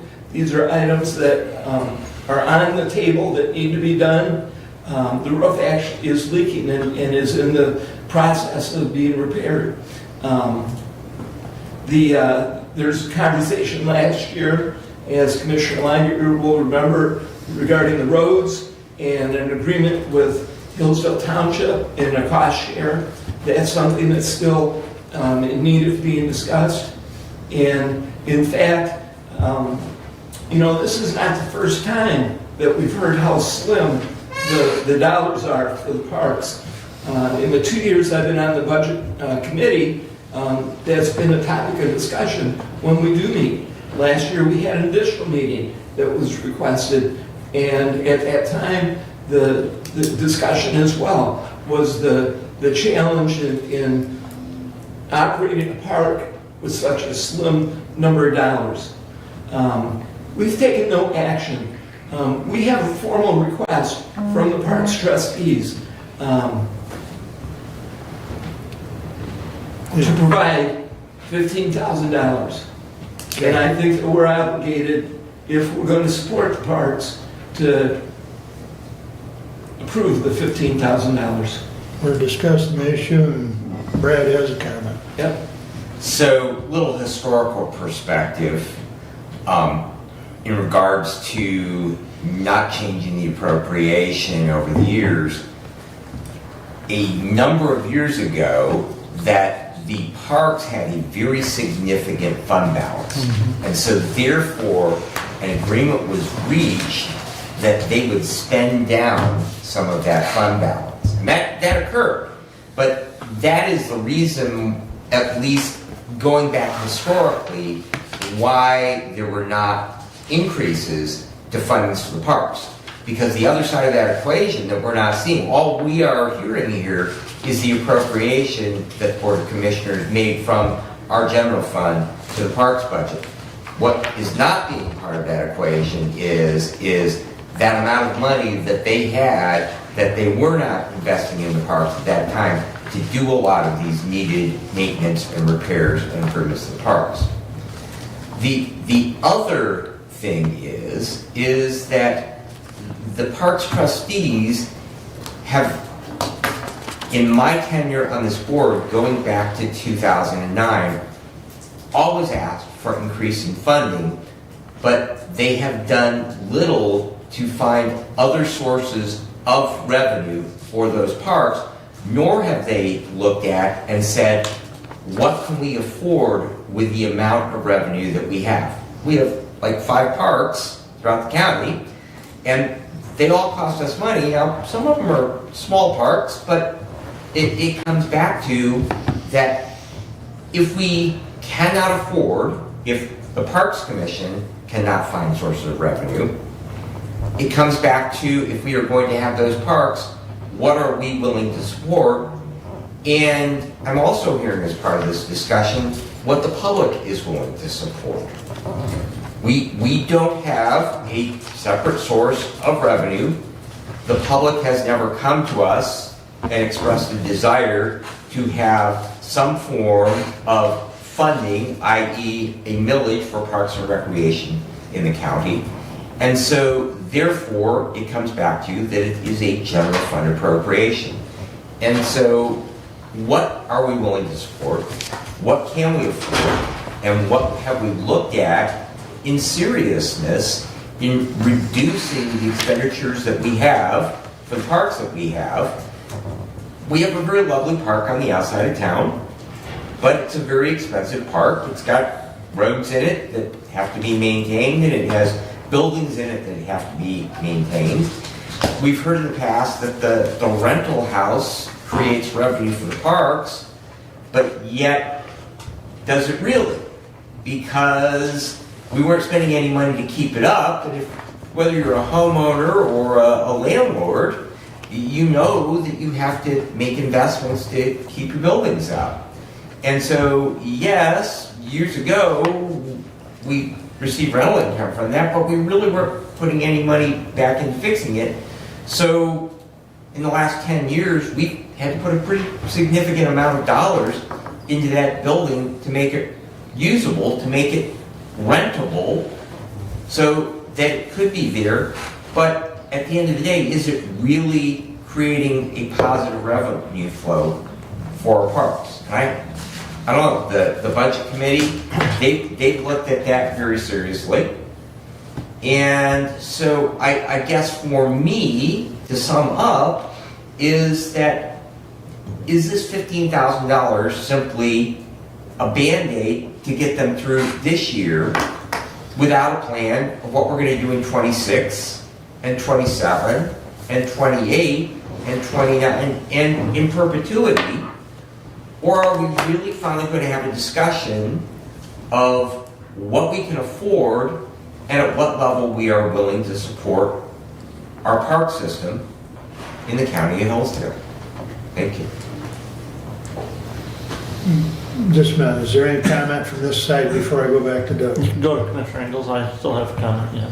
Okay, go ahead. Okay, so the spend down of the fund balance, if you recall as well, historically, many of the spend down did happen, and many of the more expensive projects at the park, in terms of, for example, a roof or a furnace, was said to that the Board of Commissioners was going to pick up the difference as that went. And now the spend down has happened, so that in fact the balance is a negative balance. They're underwater. And so yes, this is a Band-Aid. At the joint meeting, that's when we can address the future of where the board and the parks trustees intend to go and how the parks will be taken care of in the future. So. All right, we'll jump back over. Brent? Commissioner Benzing, you mentioned, we talked about the revenue or the appropriations. The nice thing is the audit report actually shows the fund balance as well. And in 2015, their fund balance was $2,417. It dropped to $33 in 2016. It grew to $5,091 the following year. It grew to $13,954 in 2018, $16,346 in 2019. And again, those were years the county actually reduced their allocation back down to $25,000. $16,519 in 2020. $11,417 in 21, $1,509 in 22, $2,417 in 23. We don't have the audited fund balance for 24 yet, but that fund balance, as proposed on the resolution from December, was over $8,000. This additional $15,000 is a 60. Is that the cash, or is that an accounting number? The 15? That's all cash, Commissioner. It's cash in the park. It's a question. Okay. Okay? We've heard a lot of talk around the state that, the state's budget's grown by 40% over the last 6 years. If we increase this allocation in 2025 to what would be a total of $55,000, that's a 220% increase over what we were contributing in 2021. No other department in the county has seen such an increase in their appropriation. I know it's a small figure. I like to remind Park Trustee Schmidt that when she sat on this body, she asked pointed question to the chairman of the Park Trustees at the time, what are you doing to increase revenue? Commissioner Benzing said it. What are they doing to increase revenue on their own side? To answer part of that, they are receiving grants from the community's foundation now that they did not receive in the past. That's part of it. That the property is very expensive to maintain out there. And I let Commissioner Benzing think it's a time for us to have a conversation as to how much are we willing to spend on that compared to other priorities of the county. Well, along with that, and I hadn't given it much thought, but the idea of a millage, but that's up to the voters, that's up to the electorate, and somebody would have to bring that idea forward, and that's more of a question for the clerk, but, even a tenth of a mil, and correct me if I'm wrong, would generate somewhere around $180,000. You are correct. Okay. So, you know, a tenth of a millage for parks is a pretty small millage, but there you're talking about generating 180,000. Now, you've got more than the one park, and I know for a fact the one out there to Hemlock Lake is in disrepair, and, you know, so I guess what I'm getting at is 180 would substantially help the situation, but once again, it's up to the electorate, and it's up to whatever the process is to get that on the ballot. But, you know, personally, for what I see, the good of the park for people like, you know, the Spark program, and I know other people that utilize the parks, I would be supportive of that idea, but it's never come to us. So I'm the liaison for the Board of Commissioners to the parks.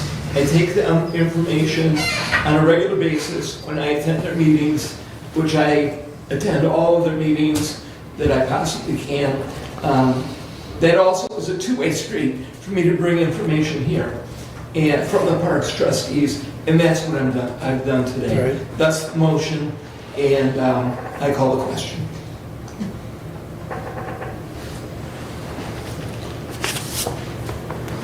question's been called. I believe it's non-debatable. We've got to vote on that though, don't we? No, you didn't move the previous question. Pardon me? You just He just informally called the called question. the question. So now we vote on the motion. Thank you. I'm a little rusty on that one. Me too. You threw I'll me get my off. copy of Roberts. There's an old one back here in the. I've had a couple of copies, but they're not present in the room. So, all right. Run her down the roll call, please. And this is to call the question, No, this is No, on the. this is for on the the motion. the motion. Yeah. Let me read the motion. Yep, please do. Motion to approve the request by the Parks trustees to increase the parks allocation by $15,000. Okay. Commissioner Wiley.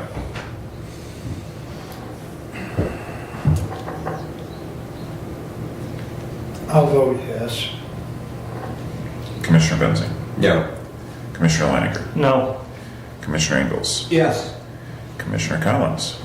Oh, boy. No, I'd like to have a meeting first. Motion fails 3-2. Now, gentlemen, I would like us to set a date, and then it's on our calendars, and then I will send that date to them, and the monkey is on their back. And that's just as plain and simple as I can put it. So, I had already sent out an email to all of you for the first week of April. That is not you good. did. Huh? I didn't get that email. You didn't? No. You were copied on it. But it doesn't matter. There was at least 2 out of the group that couldn't do it. So, I look will be at, in northern Michigan that week. yeah, look at your calendars for the 2nd or 3rd week of April, and let's start discussion on a date. Well, the second week is a busy meeting week. It generally is. Well, the second week is also, we moved our Board of Commissioner meeting because that's the MAC Legislative Conference on Monday, Tuesday, and Wednesday of that week. Well, that's also true. You know, we are meeting on the 15th here for our Board of Commissioner meeting. That would be the easy date. We already have everyone present. All right, just before we go any further, please check the agenda. What have we got on We the have the agenda? equalization report that, I think that's the one item, but I'm not sure. If that's the only item I've stuck on there, that's a good thing, because we would want to keep our meeting a little condensed so that we're not doing an all-day meeting.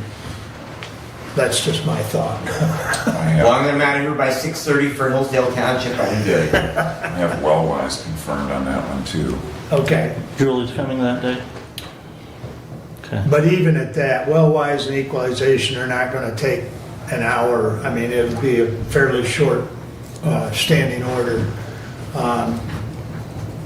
I'm comfortable with that if you all are, and I can shoot that date off to, The only thing I have is Hillsdale Prevention Works. on, Not on the On the 15th. 15th, it would be on April Thursday, 15th. prevention works would be. April what? April 15th. Tax Well, I day. thought you said the 10th. yeah, we were looking at different days. April but- 15th? Yeah, I'm good that day. Okay, You have our board of commissioner meeting that day, right, Kevin? We're meeting on the 15th. April 15th? Yes. Yes. yeah, I it thought we were got, meeting the 10th. it Yeah, we Not moved board of the date. commissioners. moved because of MAC conference. I thought we moved it to the 10th though, No, is what I have. The 10th would be our regular second Tuesday. This is a Thursday. no, the 10th. So you're right, the prevention works meeting is on that Thursday. No, I got a Board of Commissioner No, meeting. it's now the for 15th. It's the 10th. 15th. We I moved thought it was to the what we 15th. agreed on. Oh, okay. We moved it to the 15th, also to comply with the Equalization. equalization statute, requirement. that's to be done the second Tuesday of the month, Okay. and, or after the second Tuesday of the month. And Excuse me, after the second Monday of the month. And the second Monday is the 14th, so. So the MAC conference is, I remember right, the 7th, 8th, and 9th. Yeah. And I believe early registration ends March 28th, I I think. think you're right, yes. So if you're planning on going, even if you go one day, gentlemen, I mean, you get, Tuesday's usually the most beneficial because it's the full day. But I would encourage anybody and everybody to get with Abe to get registered on that, which I've got to do yet too. Commissioner, if I may, while we're talking about having this discussion on the parks and the DNR grant, a reminder, and I know Mike's here, so the DNR Natural Resources trustees said these are the projects we want to fund from the trust fund this year. Once they make that decision, their decision then goes to the legislature.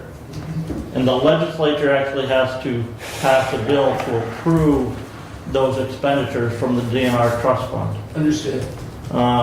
The bill has been introduced in the Senate. That is Senate Bill 63, to approve those appropriations to the trust funds that were awarded this year.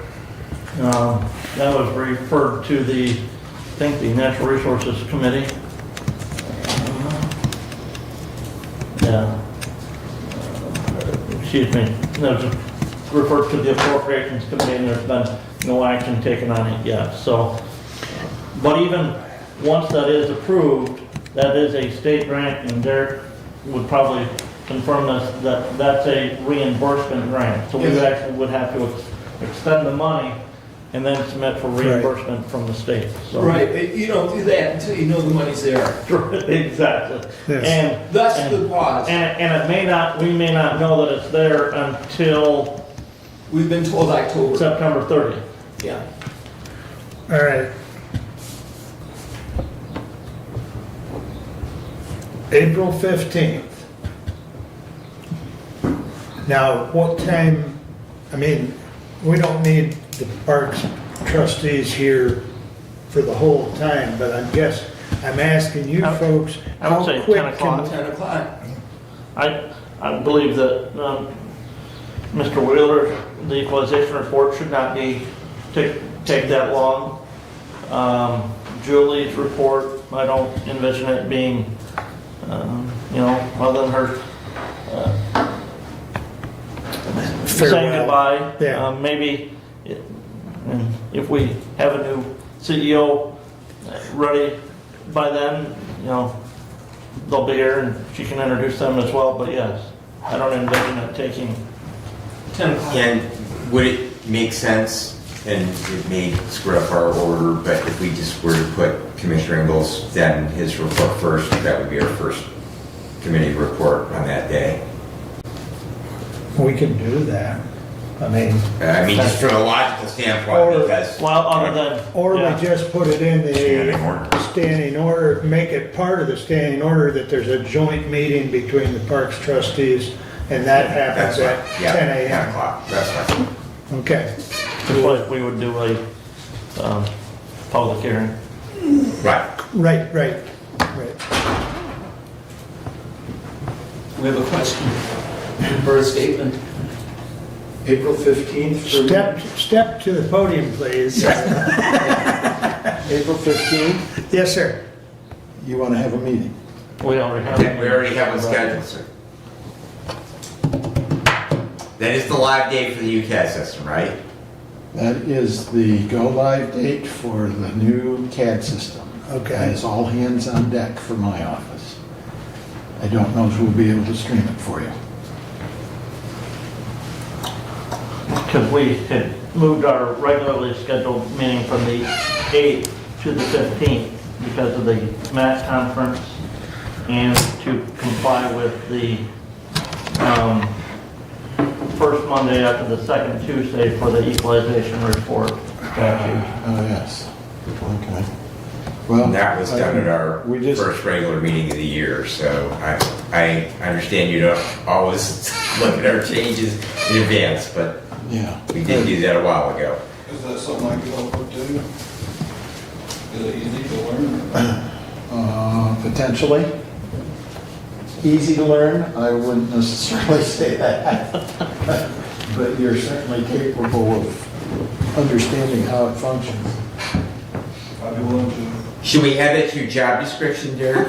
Don't get me We started have, on we have that. time before we get to that item. You did this to yourself. How many Yeah, changes is that? Yeah, I agree. That's self-inflicted there.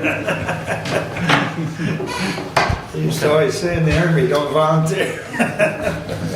There's volunteer and voluntold. I'll be there Thursday. Okay, well, I just want you guys to be aware of that. That is a major day in the life of the county. I To understand. be, Fully understood. We're waiting on those iPads, David. So, if you're up to trying that, we'll proceed full speed ahead and let Derek, That's up to Dave. We can try.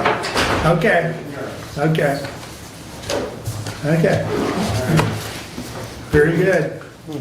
That solves that hiccup. thank you. So, thank you. But good point. All right. So, you want to make sure they're aware we're going to put a joint meeting and Yes. Mike's back there nodding his head. So, I will be there Thursday and I will, yeah, because they've got a meeting this Thursday, correct? Yes. Yep. We do. I Okay. just wonder how that will fit into trustee Schmidt's schedule. taxi.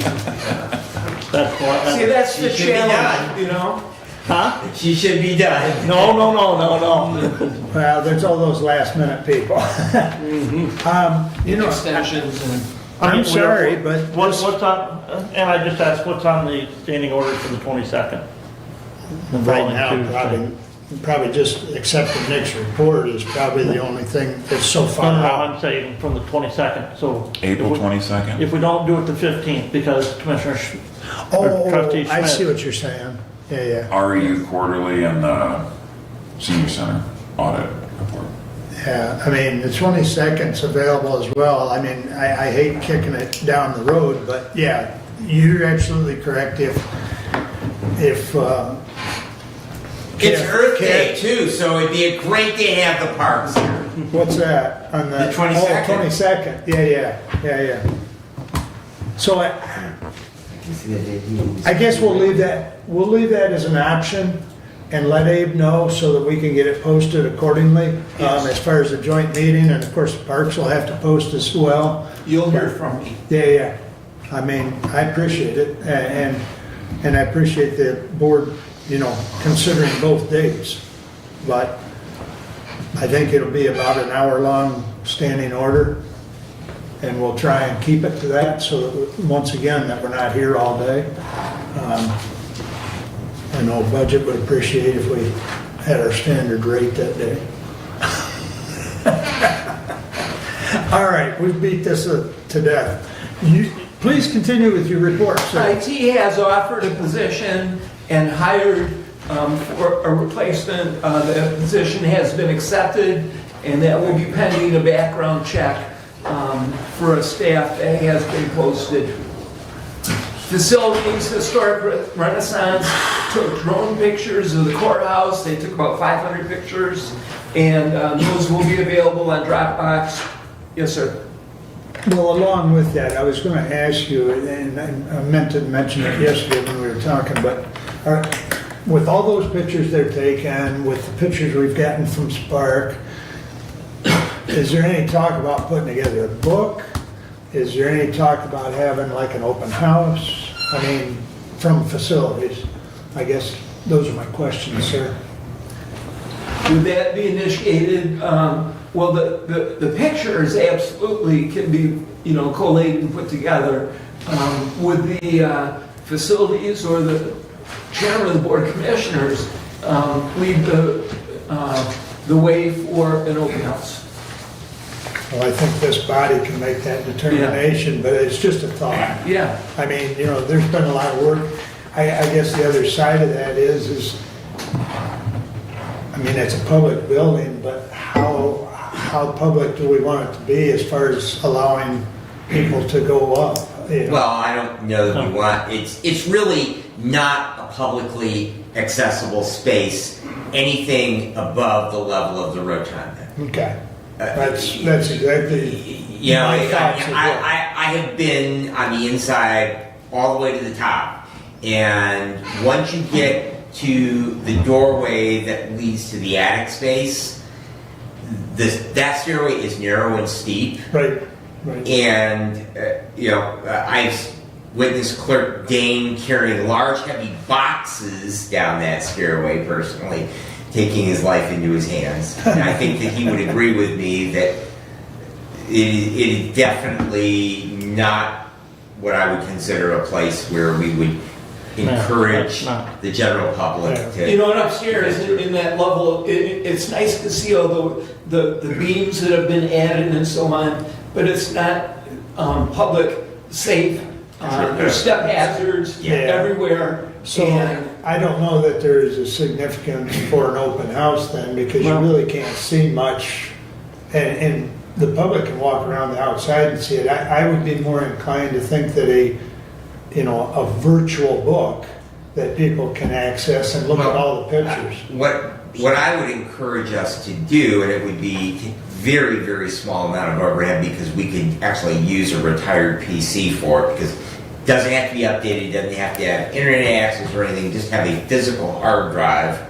You could actually just use a thumb drive plugged into it, but basically we need a screen. Slideshow. Right, and just set it on a slideshow somewhere in the public space in the historic courthouse, and just let it run. Okay. So I can, through facilities and IT, my committees, I can, walk down that road. Yeah, like I say, I think that, we don't need a high-res monitor for that, so if we had a monitor that was being retired, and I mean, I've got some old boxes that, that they probably are running XP that you could wipe the hard drive on it. And Okay. That's fine. All right, thank you. And finally, Michigan Works Southeast will have their meeting tomorrow. This time it will be in Jackson. Since Washington is booked with another activity, the 5 counties will be meeting in Jackson. That does complete my report for today. If you have any questions, please ask. Questions? Brent? Commissioner, I have a question. Last week, Friday morning, I stopped at the courthouse to review bills that we do on a routine weekly basis. I was there just after 8:30 in the morning, and the exterior doors to the courthouse were still locked. After 8:30 p.m., or 8:30 a.m., excuse me. Sending somebody physically to unlock that every day and lock it takes man-hours away from something else. We talk about, is there ways that we can do things to make things simpler? As you know, I serve on a school board. We have every door in our school The right side door is hooked up to an electronic system that automatically locks it at 8 a.m. in the morning when the kids are to be in school, and it doesn't lock until after the kids, for evening, that can be automatically unlocked for sporting events and things like that. But I know we recently had somebody in the courthouse after hours because the doors weren't locked. I don't understand why we can't have a electronic system that automatically locks and unlocks those doors at 8:30 a.m. and 5 p.m. So if that's something that you could check into. That is something that has been discussed with the facilities director. And the doors at the courthouse are an ongoing point of discussion. Whether the doors are open incorrectly or closed incorrectly. Ultimately, the electronic features that you speak about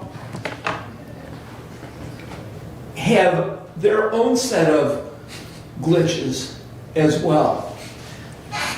The courthouse itself, because of the way the pressure is in the building, the doors always don't shut. So if you are depending on an electronic system or software to lock that door, if for some reason the pressures don't allow that door to shut, it may or may not shut.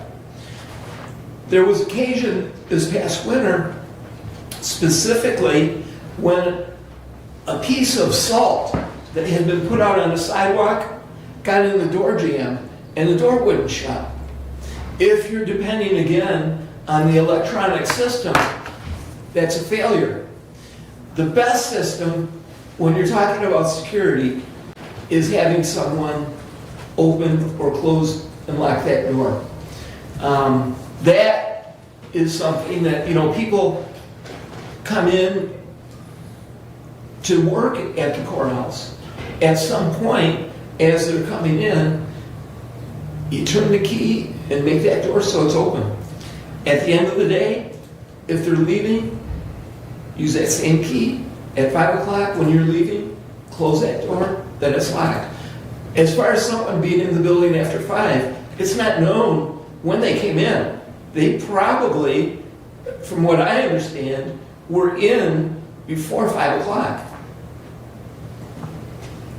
The downfall there was they were still there after 5 o'clock. And so there are other concerns that come with that in terms of sweeping the building at the end of the day. How does that happen? So there are a lot of issues when we talk about security. Even during the day, the usage of other doors and the holding open of other doors and the letting in of people, there are many things that can be addressed in order to improve the very questions that you're bringing up. Having an electronic mechanism on the door has its own set of challenges, and that is a discussion we've had in facilities. We have talked about this. So whose responsibility is it to open the building at 8:30 when we're open at 8:30? Sitting here, I don't know. The bailiff usually does. But then the bailiff leaves in the afternoon because of the shift before 5, like 4 o'clock, 4:30, yeah. Yeah.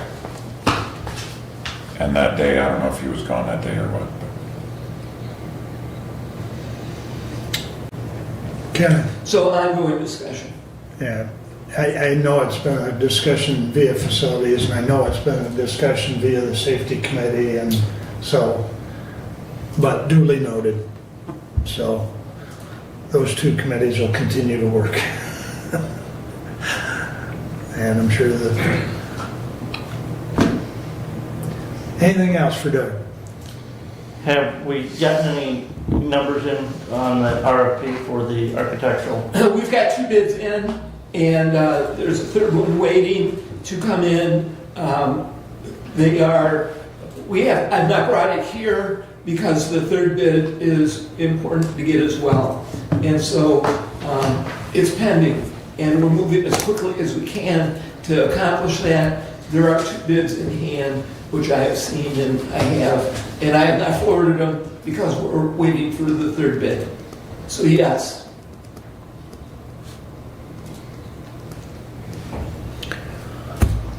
Okay. Anything else? Thank you.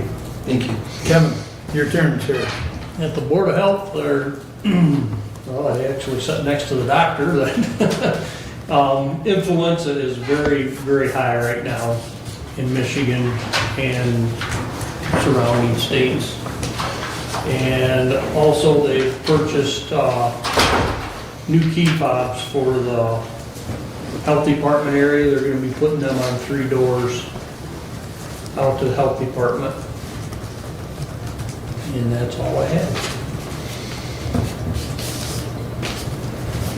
Any questions for Kevin?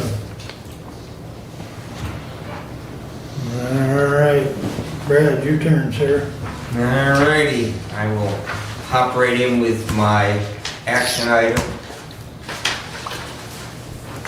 25046 to the Honorable Board of Commissioners, whereas the Family Treatment Court, FTC, received a federal grant in 2021, and whereas the grant had a personnel budget to include a full-time case manager, and whereas the Family Treatment Court has elected to contract on a part-time basis for a case manager previously, and whereas the current workload of the case manager requires full-time work hours, and whereas the position of the case manager was included in the 2023 wage study at a grade 5, therefore be it resolved, the County Board of Commissioners approves moving the contracted position to a full-time at grade 5, step 1, effective March 10, 2025. Be it further resolved that the FTC budget be amended as follows. Increase the expense account 211-299.00-704.000 permanent salaries, $15,000. Decrease expense account 211-299.00-802.000 contractual services by $15,000, and I would move for adoption. Support. Further discussion? I'm not in favor of this. As I expressed to Mr. Weaver, if they needed more time, I felt they should have just changed it from a part-time contractual individual to a full-time contractual individual, specifically because it says, if the, and I've seen some conversation that if the funding goes away, this position goes away.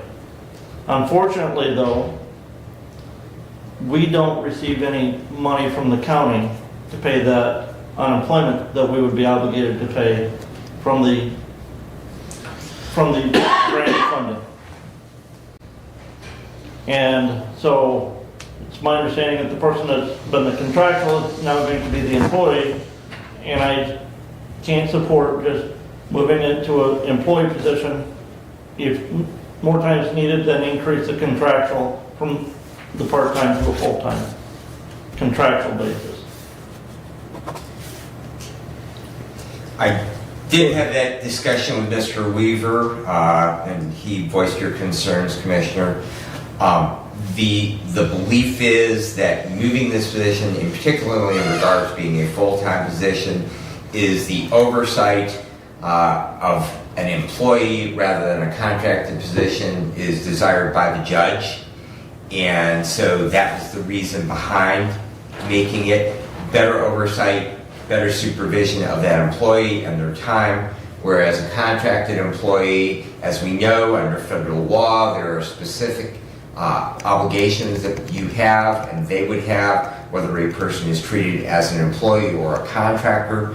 Mr. Weaver expressed that the method in which things are assigned and the time schedule that things are needed, really they are an employee and not a contractor. And so therefore, particularly in moving this to a full-time basis, that it definitely would meet the requirements and the definition of being an employee.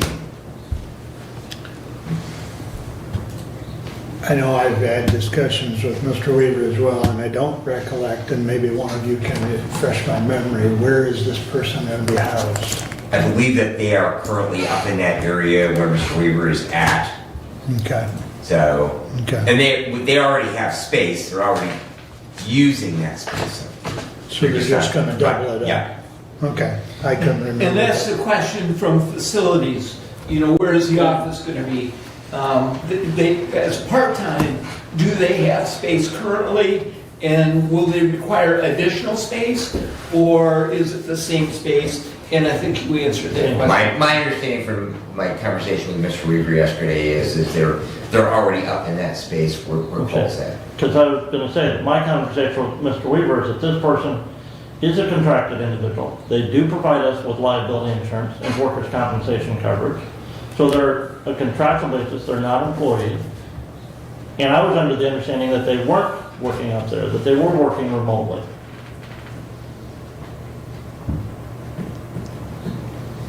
And so, again, the even better benefit, and you say, well, you have better oversight if they're an employee than you do a contractor. If they're a contractor and you don't like the job they're doing, you terminate the contract and you find somebody new. It's that simple.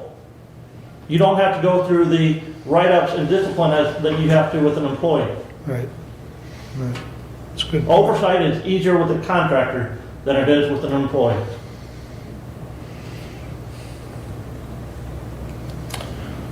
And the funds would still come from the grant. Correct. Whether it's a contracted extra hours or an employee with the full-time hours. Right. With the only exception, Commissioner Lander is correct because we are self-insured in regard to unemployment, that we would be responsible for paying 100% of the cost. Should in effect that grant be in. And this is a federal grant, if I am correct? Correct.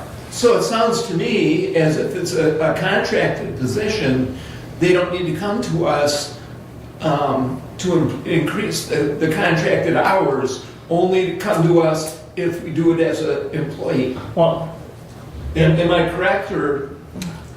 If Commissioner, in that regard, what we currently have set aside in that line item budget for contractual services, if they were to change it, the hours that that person works on that contractual basis may not be enough to cover the increase there.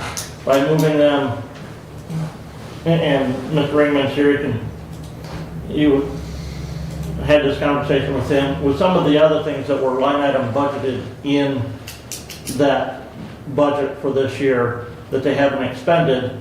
That's why we're able to see that equal dollar reduction in the contractual services of $15,000 and just the $15,000 increase in the permanent salaries, because there's enough room in the other line items that are already there for FICA, retirement, health insurance, those things that are all still funded by the grant. And this would be a reimbursement grant as other grants probably, correct? Yes. Derek's We need the nodding yes. expenditure, and then Yep. we submit. So whether it's contract or as an employee, money spent will be reimbursed. Yes. Correct. Unless that money is spent on unemployment after if the grant ends. And with If the ci- grant ends, our policy is the position ends. Correct. But the county is obligated to pay any unemployment. With contract or with an employee? Not with a contract, with an employee we are. You want to add anything, Derek? I think I agree with Commissioner Ingles. If you don't make it an employee, then I don't think you need to do anything right now. I can look at Cole's budget with them and make sure that they have enough funds in their contractual. And then, if they don't, then maybe they would need a budget amendment down the line.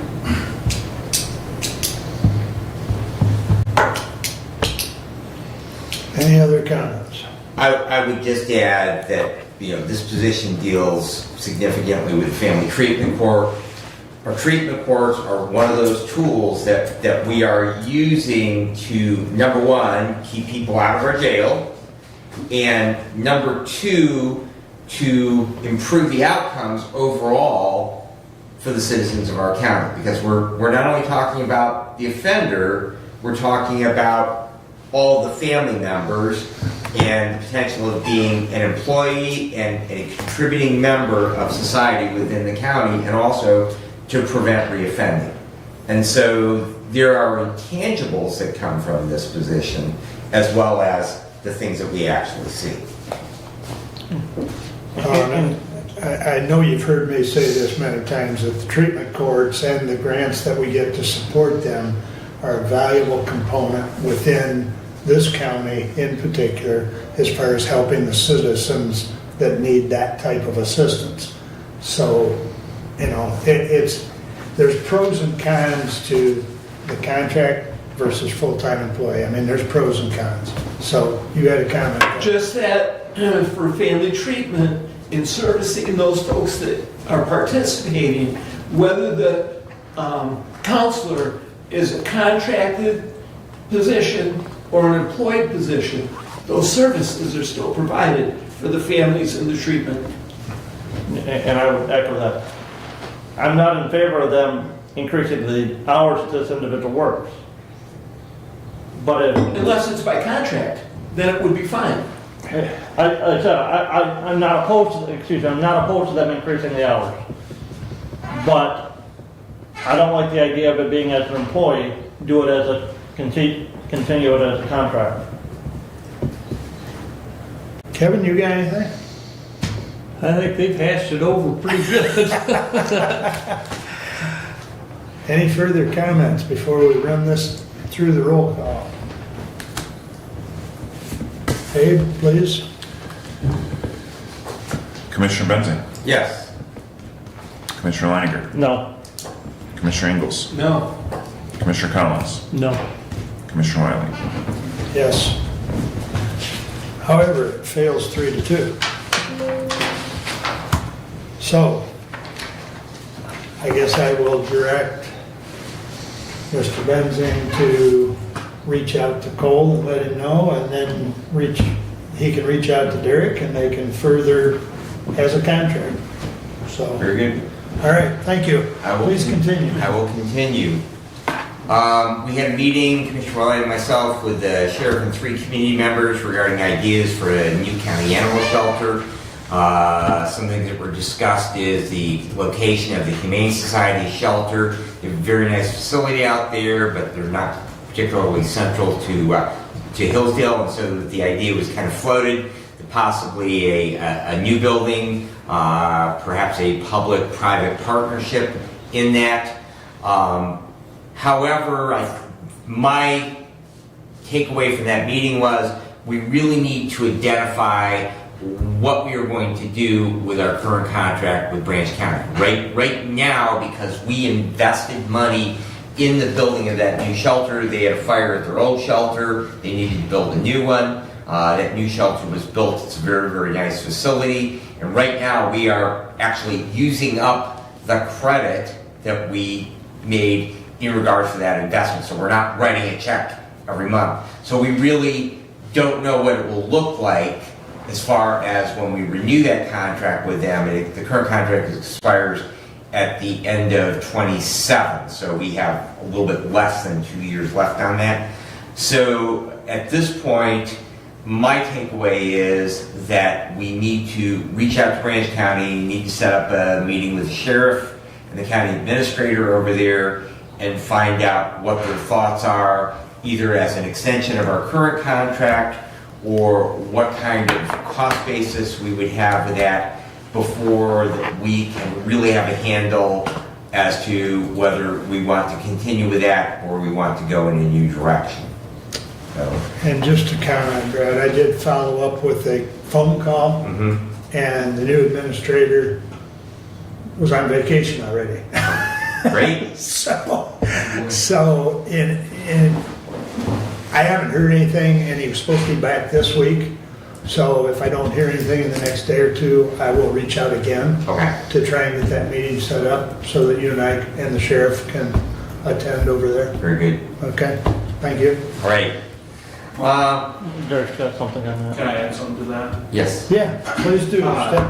Because I know you and Naomi were working on a reconciliation, I believe. Yeah, you guys had talked to Naomi and she reached out to the administrator and he sent over all of the dogs, the total dogs, through the end of last year. So, through the end of 24. So I'm working on seeing how that compares to how much we paid ahead. Because at the end of the contract, if the amount that we paid ahead is less than what we actually would have spent over those years, then we would owe that difference. If it's more, they would owe us back some. So I think that's an important piece, but it wouldn't come until 27, so. Right, well, and that amount could roll ahead into a new contract. Exactly, How right. much did we spend? 90,000, correct? Yeah, it was over $90,200 or something like Okay. that, I think. It was like 3 payments, it was over 3 years we made those payments. So yeah, the first 3 years we paid 90,000, and then the contract called for a reconciliation of those 3 years, and then a projection of the next 7 for a total cost, and the total cost came out to like $90,250 or something. So we paid an additional $250, and that was supposed to cover us for 10 years. Okay. Assuming the same averages for dogs transpired over the next 7 years of what happened in the first 3. So if the average went up, then we could owe a little more. If it went down, then they could owe us some. So. And I believe the numbers that I've seen that they've trended downward. Correct. All right, moving on. Department heads met on the 28th. Building activity, Marty Keeler reported, continues to be brisk. My drum roll please announcement, if you have not heard officially, that KFC will be returning to Hillsdale, building a new restaurant on M99, somewhere in the area of the Dairy Queen, with construction starting, I believe, in May and likely opening date in October. In addition, there is about 300 new housing units that are planning to be built in Hillsdale County. Most of those will be out in the Three Meadows subdivision. The developer has already constructed some townhouses, which are rental units. The other construction will be, I believe, closer to actually to Bacon Road, the end of that subdivision off of Hallett, but they will actually be closer to Bacon, and those will be units that will be sold. And along with that, there is an additional phase to the Stoll Construction condominiums on Bacon Street. And then Stoll also has purchased land out adjacent to the Dollarite building, and they have a subdivision that is platted out there, and they plan on beginning construction of homes in that new subdivision as well. So big additions to the housing stock within the county. I did attend on March 5th the ESTA webinar, and it was very good. Gloria did a great job at answering questions. That is available now on the interweb here within the county, and commissioners, you will most likely have to come into the building to be able to access that because we don't have VPN tunnels to be able to do that.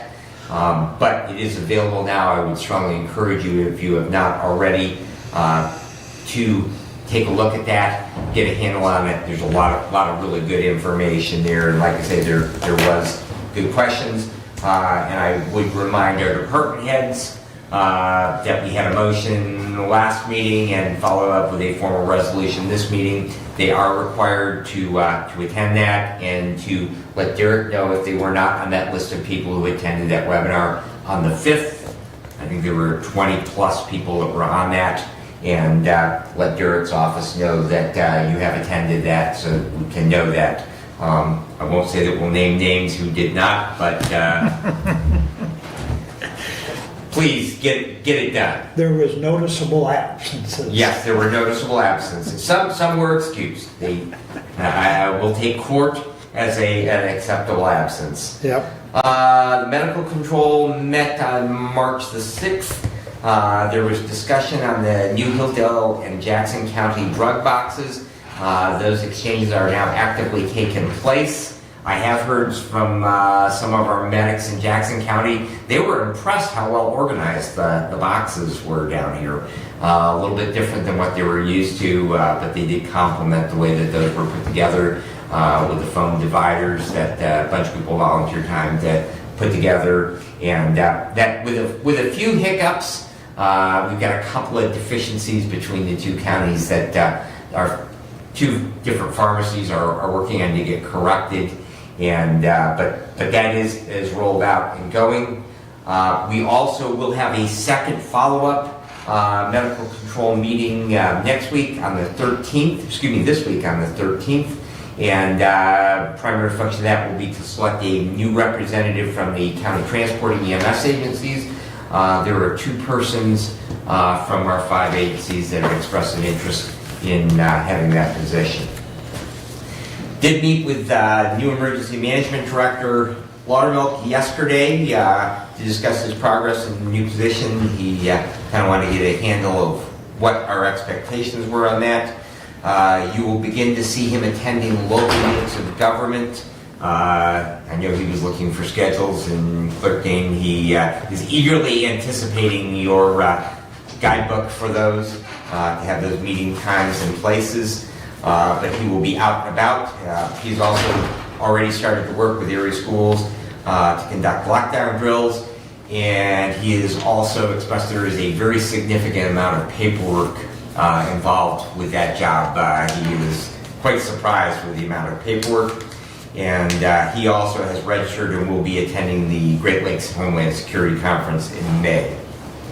And the last item I have is, and it's just a general question for the room, probably see Nick Wheeler show up momentarily when questions like this. But I was asked last night at Adams Township if the county is selling mailing lists. And the question comes from the mailing that we received, the Hillsdale County Humane Society sent out, as letters are using the names and addresses found on property tax bills. I was actually what got one of those at my personal residence as well as my business, and they were addressed as far as directly the way that was interesting, because my wife's maiden name appears in parentheses on our tax bill, and so consequently that it wasn't, and I noticed that as well.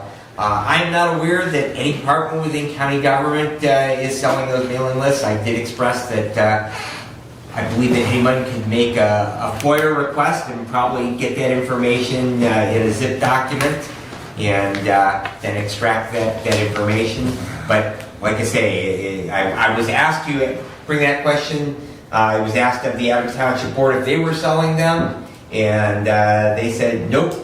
And my answer was I was not aware that we were, but if anyone has any knowledge, I would appreciate it, and we can have that on the YouTube video so that all the world can see. And that concludes my report, unless there are questions. I did speak to Nick within the last couple of weeks because I had a similar inquiry, and at least his 2 departments do not.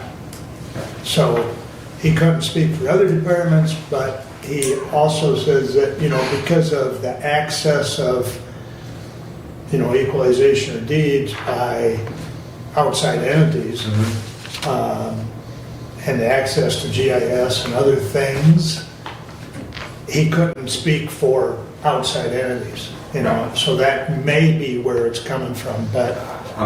Again, I'm sure that it's all public record, and so relatively easily accessible.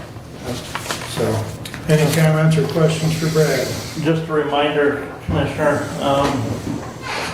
in that conversation regarding the animal control and where we go with the shelter in the future, one of the key ways we fund our animal control department is through the dog licenses and the fines that are issued through the court process for violation of our animal control ordinance. And I know firsthand of some issues where prosecuting attorney's office has not been enforcing that animal control ordinance, which puts a budget crunch then on the animal control department. And it's hard for the animal control to to enforce the ordinance and the state statute that are out there if they don't have the proper funding. And that doesn't just apply to dogs. No, it does not. So that ordinance. We have a very detailed animal control ordinance. Well, and that animal control ordinance is patterned off of state statute, Right. Right. okay? So- Which itself doesn't just deal with dogs. So, I think that's being directed to the chair of the judiciary so that he can have a talk with them about enforcing. And I will say, when I turned the corner of McCollum Street, I did see the animal control officer pull their vehicle up and exit their vehicle, so perhaps they were... and I bring that up, you know, while we're talking public safety. I know many of us maybe got an email from the sheriff within the last week regarding the transport van, which wasn't discussed at all during the budgeting process last year. And he also mentioned, and I had a conversation with the animal control officer, that vehicle that the animal control officer is using is in very poor shape as well. You know, here again, it's hard to pay for those upgrades that we need without revenue from one source or another to do that. The deadline for purchasing the reduced dog license, or dog licenses at the reduced rate was March 1st, and now it's a higher rate. If you don't have one, you can still come to the treasurer's office and get one. But that's one of the ways that we fund animal control. Further comments? Hearing none. I guess you can keep going. Well- It's your turn. Well, Mr. Raymond is here. In our packet, he did include a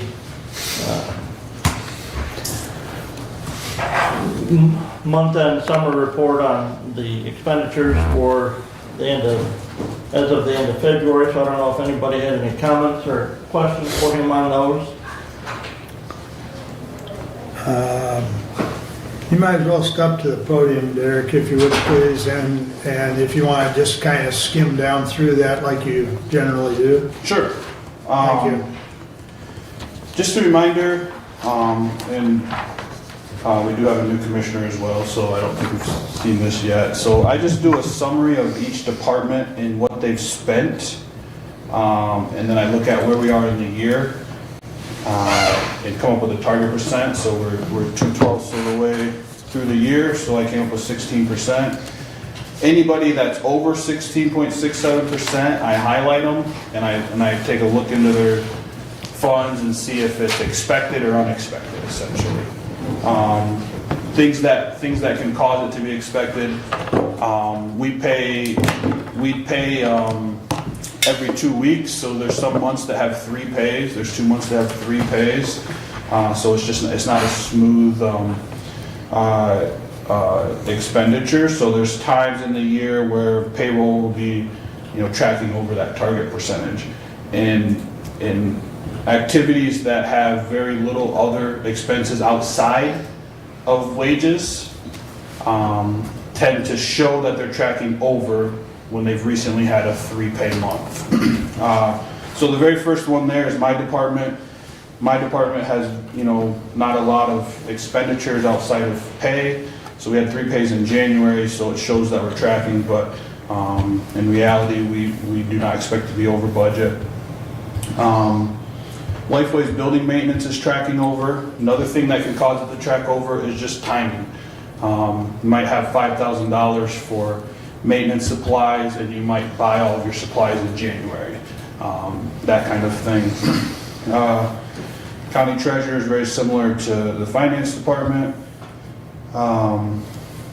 MSU Cooperative Extension. So we have a contract with them where we pay them at the beginning of each quarter. So because we pay them at the beginning of each quarter, they always show up here on my list. Again, it's just timing. Buildings and grounds, timing for maintenance items. Also utilities, generally January, February have higher utilities than, August and September. So Timing of your utility expenses can play into that. Probate court, just the number of pays in January is the only thing that was sticking out. Register of Deeds, they pay a storage fee at the beginning of the year. Again, it's a timing thing. And then equipment, a large part of our equipment is the lease on sheriff vehicles. Generally, we get 2 new vehicles a year in the sheriff's department on the lease loan program, where we pay them over 3 years. Those payments are usually due in February or March. So we paid, one of the lease payments for the beginning of the year. Again, just a timing thing. Nothing else stood out as tracking significantly over budget. There were some things that are tracking under budget just because of employee turnover, health insurance being one of the biggest ones. That health insurance line, it says 16%, but we actually pay those prior to the month. So through February, we have paid 3 payments. So we're tracking almost a full month ahead on health insurance, which we do have quite a few vacancies in the county. We have a vacancy in equalization, a vacancy in IT. We had a vacancy in front of the court for several weeks. Those things attribute to that. Derek, you mentioned the lease. You mentioned to me the other day that we're also getting a new county vehicle and we're swapping, I guess, for the benefit of the group, if you want. Yeah, so our enterprise lease is a little different, but the county vehicle is on the enterprise lease, and it's kind of been the plan all along that would be a 5-year lease. We do have the opportunity to look at those periodically, annually, and decide if there's any equity in selling the current vehicle and bringing a new one in. That never presented itself with the Impala, so we had it for the whole 5 years. We do have a little bit of equity in it now, though, that we plan on putting down on the Equinox. Equinox should be here middle of the summer sometime. So we've upgraded that vehicle a little bit without the payment going up too much. And again, that was also part of the budget that was submitted in December. Some of the other lease programs we've actually done very, very well on. We do 12-month programs on a couple of trucks. And with the government discount, we're able to sell those at the end of the 12 months and have quite a bit of equity that we put down on the next vehicle. So we have some vehicles with very, very low monthly payments right now because of that. And honestly, through the pandemic, the used car market on trucks was so high that we did very well through those years. I don't know that we'll always see that going forward.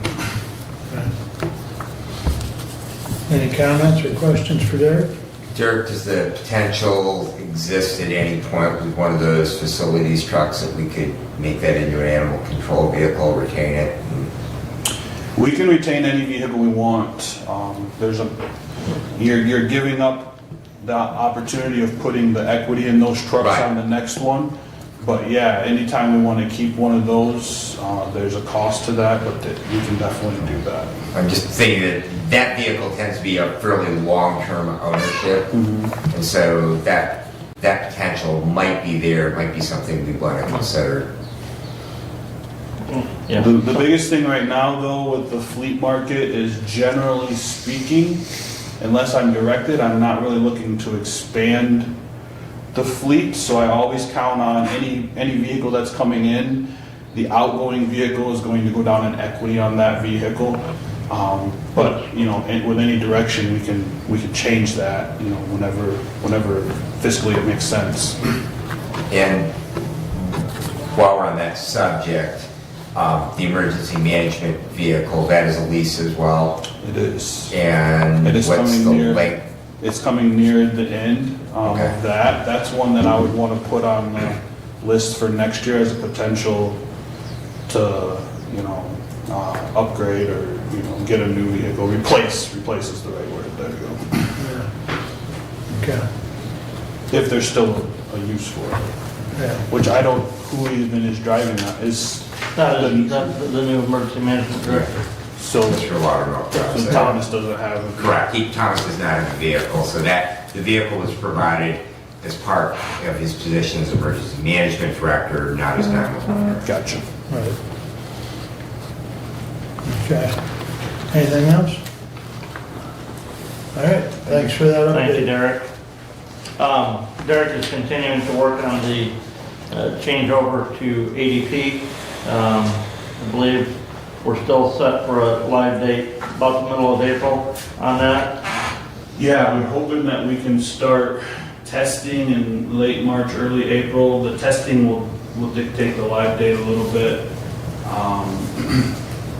It's going well. There's just information gaps that we keep having to fill. And those take time. And plus, at the same time, my office is working on, and the clerk's office too, is working on the audit. And so we're just trying to balance our time and prioritize this. In addition to that, everything's going smoothly with the ClearGov conversion for our budgeting process moving forward. And hopefully some of those things as far as being able to track, hey, this transport van at the sheriff's office is 20 years old. Yeah, it's only got 20,000 miles on it, but the vehicle itself is 20 years old and we know it sees Michigan roads.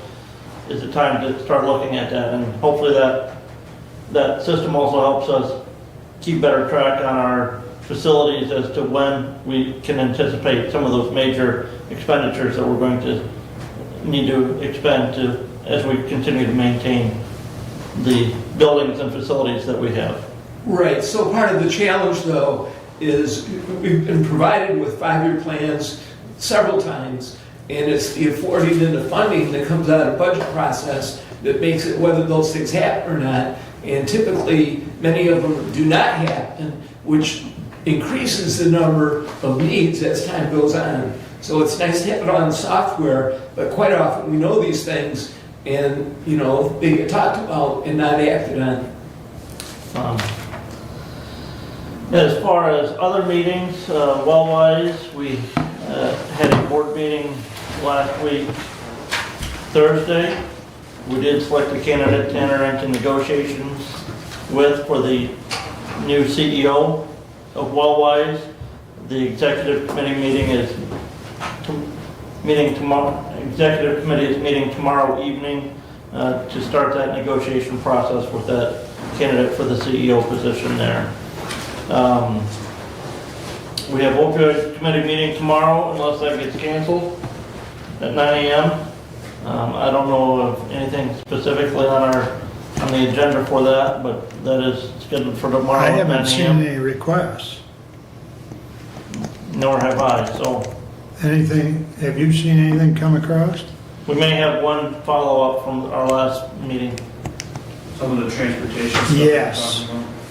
Well, and From Chris. the two members, the two ladies, the new one and I can't think of her name, but I had asked them to put something together as far as what we were talking about with drug testing and or transportation for the folks that are at Andy's place. So because of the out-of-county situation, and that's through the courts, that we would look at that. So, yeah, we probably better still have the meeting because they were gonna follow up on that. Mara and Melissa. Thank you. Yeah. As Commissioner Collins said, Thursday is the Prevention Works meeting at noon as well. I hope to join you there, Commissioner, at that meeting. Add, if you would, April 25th at 2 p.m. to your calendars. There will be a retirement party for Julie Weatherby at the Wellwise office in Brooklyn, April 25th at 2 p.m. What if I'm planting corn? You should be done.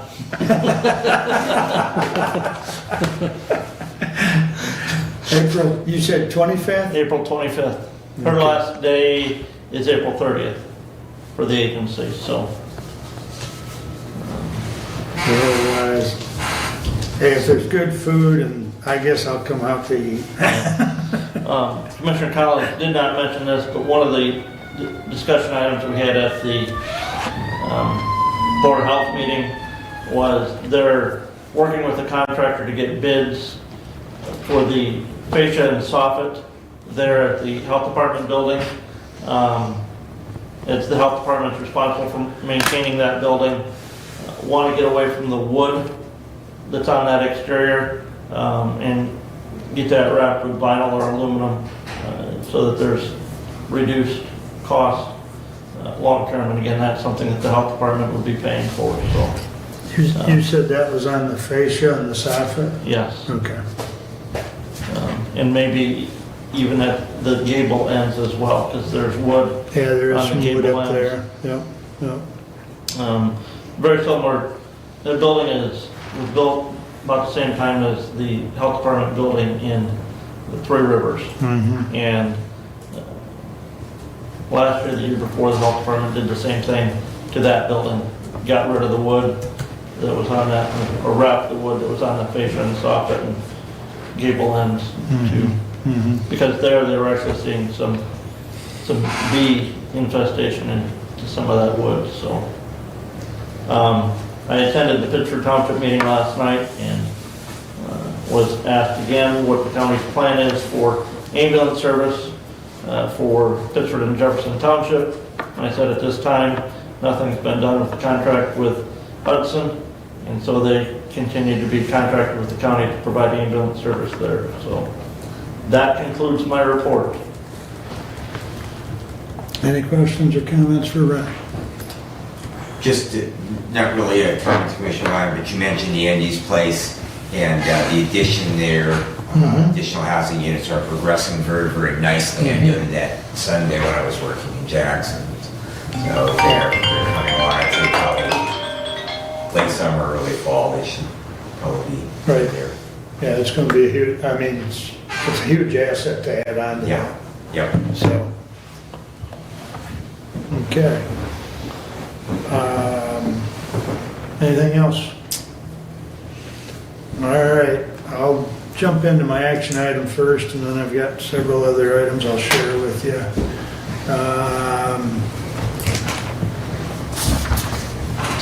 Thank you. That's much easier to read. To the Honorable Board of Commissioners, whereas the County Finance Manager job description has not been updated since 2018, and whereas several responsibilities have been added to the Finance Manager position and office since the last job description update, and whereas these additional responsibilities were not considered in the classification and compensation study conducted in 2023, that determines the compensation grade each employee is assigned, and whereas regrading the position with the additional responsibilities considered, raises the grade classification from 13 to grade 14.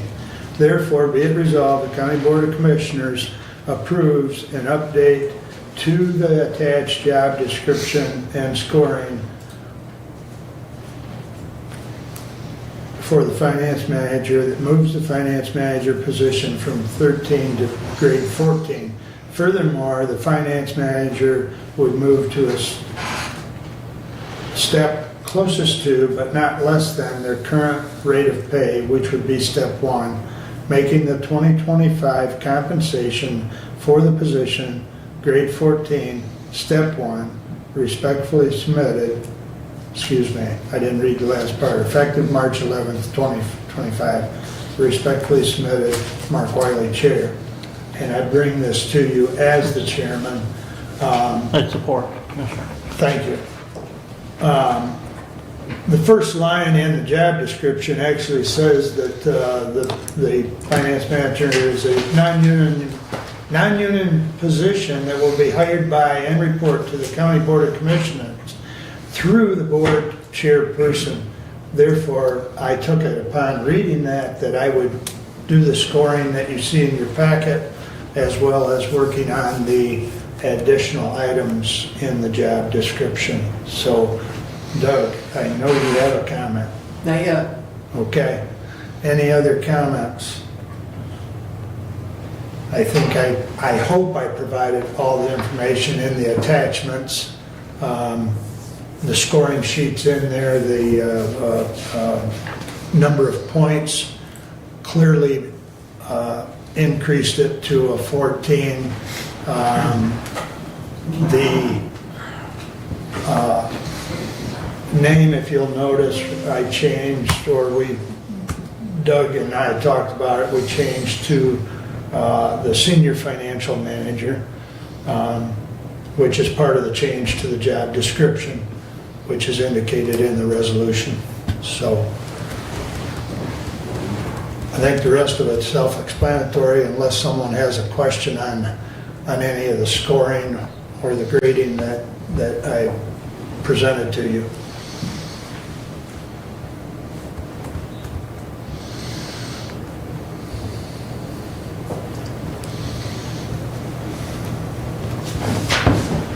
Is there any questions or? Doug? Okay, so we did change the job description to senior finance manager. That actually creates a new position.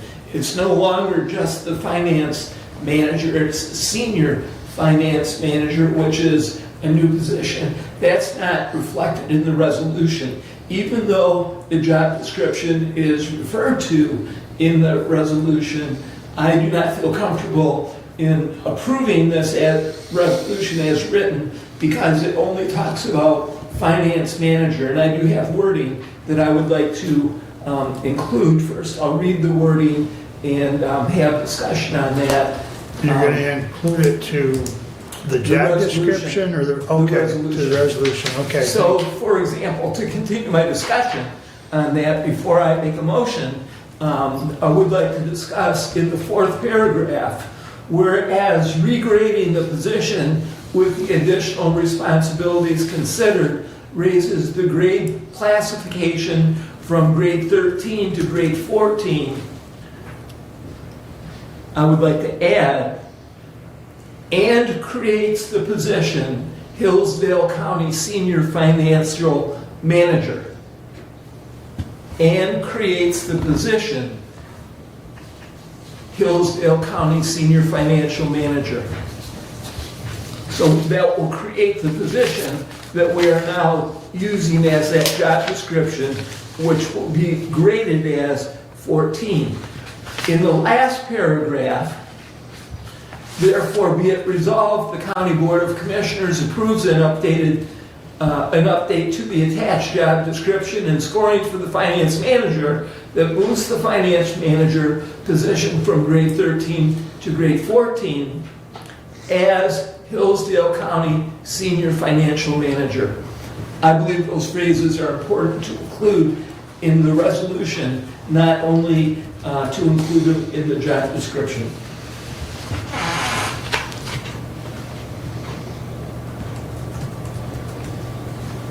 Well, we haven't had anything for Caitlin to do today, so.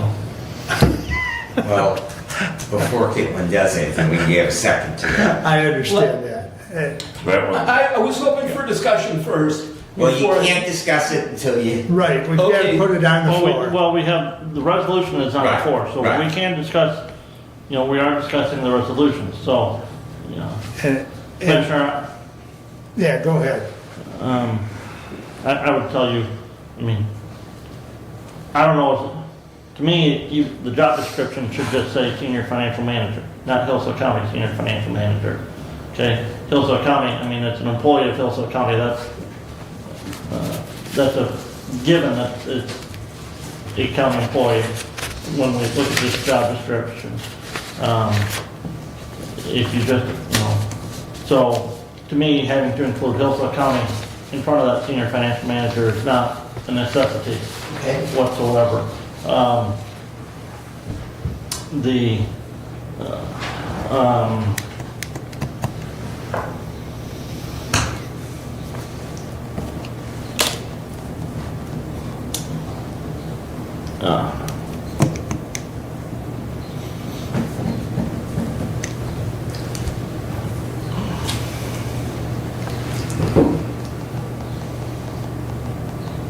The the language, something else or no?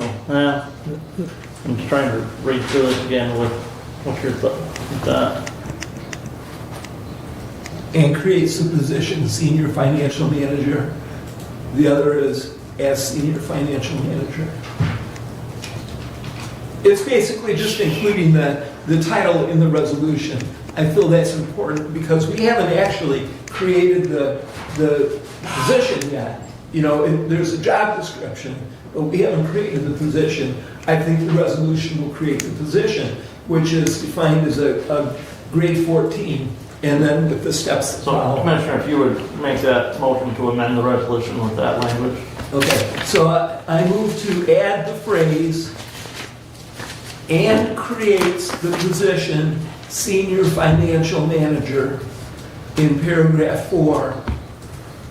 Also, in the last paragraph, following the verbiage grade 14, to add the phrase as senior financial manager. And I will support. Can I, the job description just says senior finance manager, so can we just stick with that, or do you want it to be financial? Yes. Finance, Thank you. yes. You want to look at this or no? I think I have it, thank you. so moved by Doug, supported by Brent, correct? For the amendment. For the amendment, and Brad has a comment. Thank you. I'm speaking to the amendment.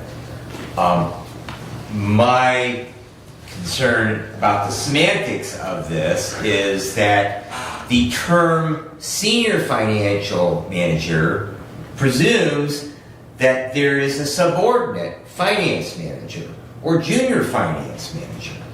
And as part of the amended language, we are adding a new position, but we are not removing the previous position. And so, therefore, that I believe that if we're going to add the title senior finance manager, which I very honestly feel is lily gilding, I think that we can change the classification, but we don't need to change the title. But if we are going to add a new position of senior finance manager, at the same time, we need to eliminate the existing position of finance manager. Thank you. Further discussion. Commissioner, if I will, in regards to that, I wouldn't be in favor of eliminating the position of finance manager. For the simple fact, this is very similar to what we considered and approved some last year in the IT department, where we had a new job duty described for an employee who ended up then leaving. We created that position for that employee to move to because of the additional job responsibilities, but we left the job description for the job that they were doing there in the IT department. When that person left, the new person that was hired in underneath the old job description that person had anticipated leaving, or we were going to transfer that person out of.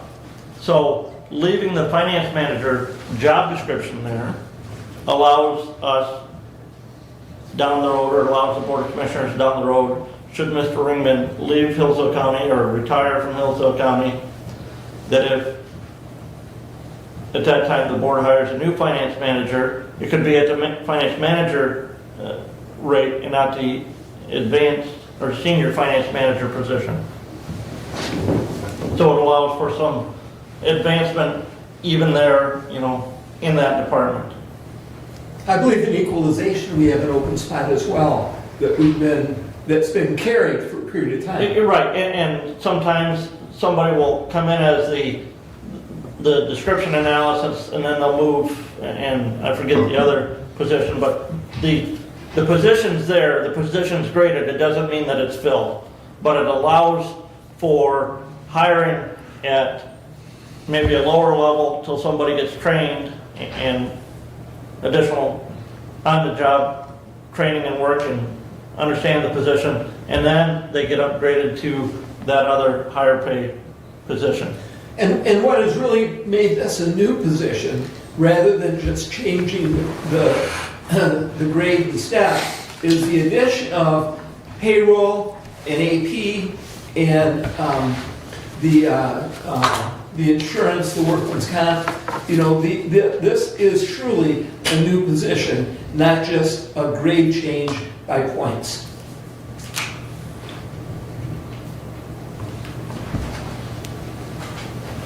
Further discussion on the amendment? Good discussion. Roll call, please. Commissioner Leininger, Yes. Commissioner Ingles, Yes. Commissioner Collins, Yes. Commissioner Wiley, Yes, Commissioner Benzing. No. thank you. We haven't had one of those yet today. It passes 4-1, the amendment does, that is, gentlemen. Now, discussion on Resolution 25-045 as amended may continue. Any further discussion? Questions or comments? All right, we will be voting on 24-045 as amended, please. Commissioner Ingles, Yes. Commissioner Collins, Yes. Commissioner Wiley, Yes. Commissioner Benzing, No. Commissioner Leininger. Yes. I believe if my math's correct, it passed 4-1. Yep. All right. Thank you, gentlemen. All right. My other items. I'll start with the ambulance. I did attend the Hudson City meeting on the on the 4th. Much as we discussed at the last meeting, and I was directed to do so. Before I even got a chance to talk to the council, the city manager talked to me about, about having a meeting of the entities.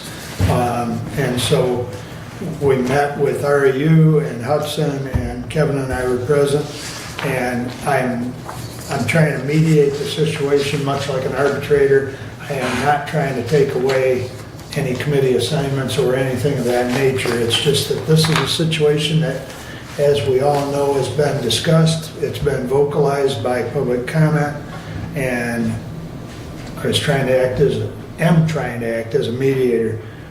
Out of that meeting, I think, number one, I think Reading came better prepared. They had a spreadsheet that was, and I think either Kevin could probably share that spreadsheet with the rest of the board if you would.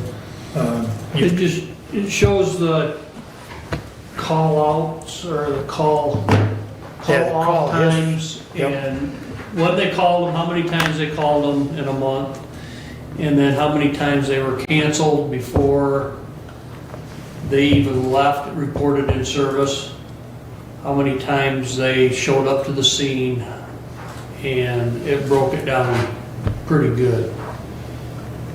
I didn't bring a copy with me. You didn't have to bring...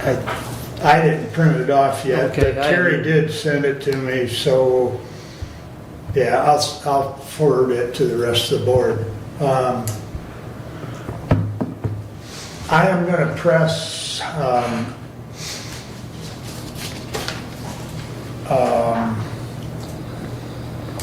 what's his name, Charlie Weir, to work with.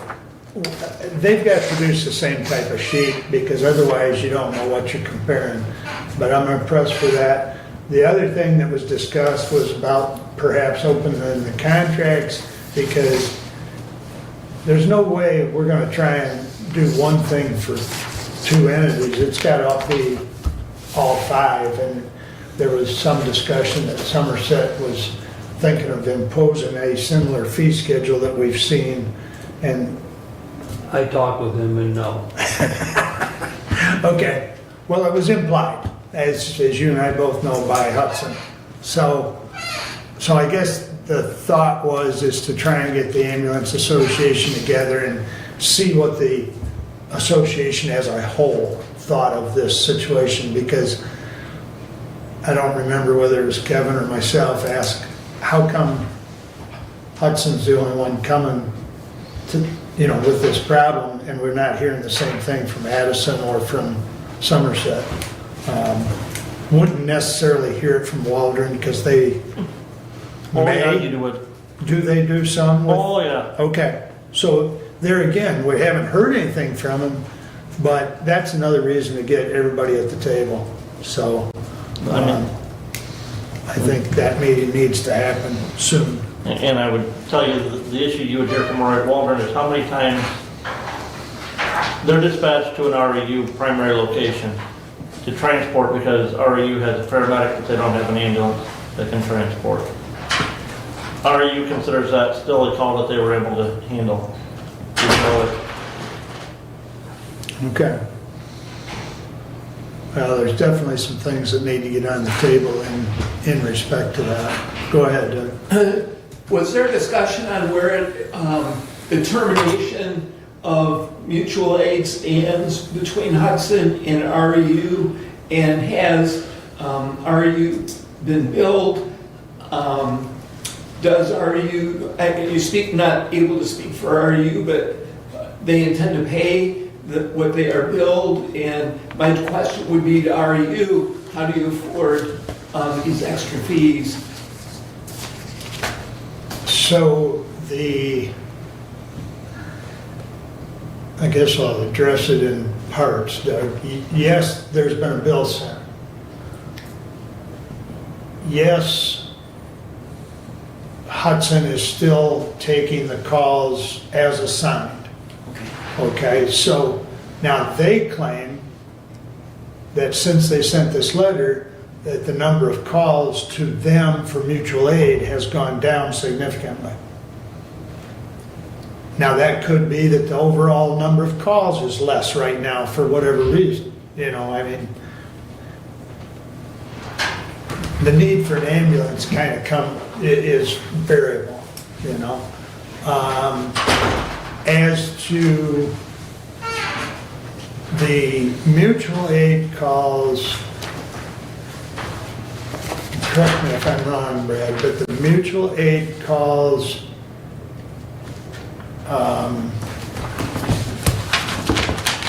what's the word I'm looking for? They're already paying them. It's not a mutual aid call. What is it then? It's a contract for ALS services. Thank you. I knew I was missing some language there, but.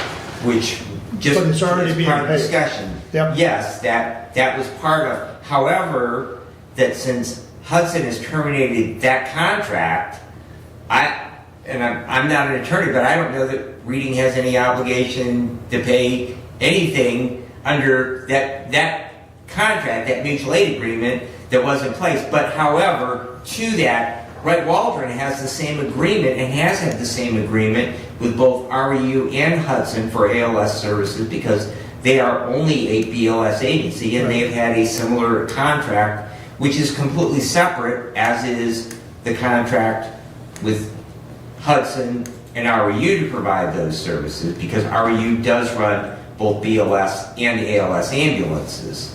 Okay. That is completely separate from the ambulance contract. Right. But just to that discussion, Right, and right. only to that discussion, that is something that if Hudson provides ALS services to a Reading BLS unit or a Hudson BLS unit, then there is a charge for that, Right. dependent upon whether their medic simply does an ALS assessment and it is determined to be a BLS call, or if that medic actually gets onto the Waldron or the Hudson, or in the case of Hudson, gets onto the Right. Waldron or the Reading ambulance and to turn it into an ALS unit. Correct.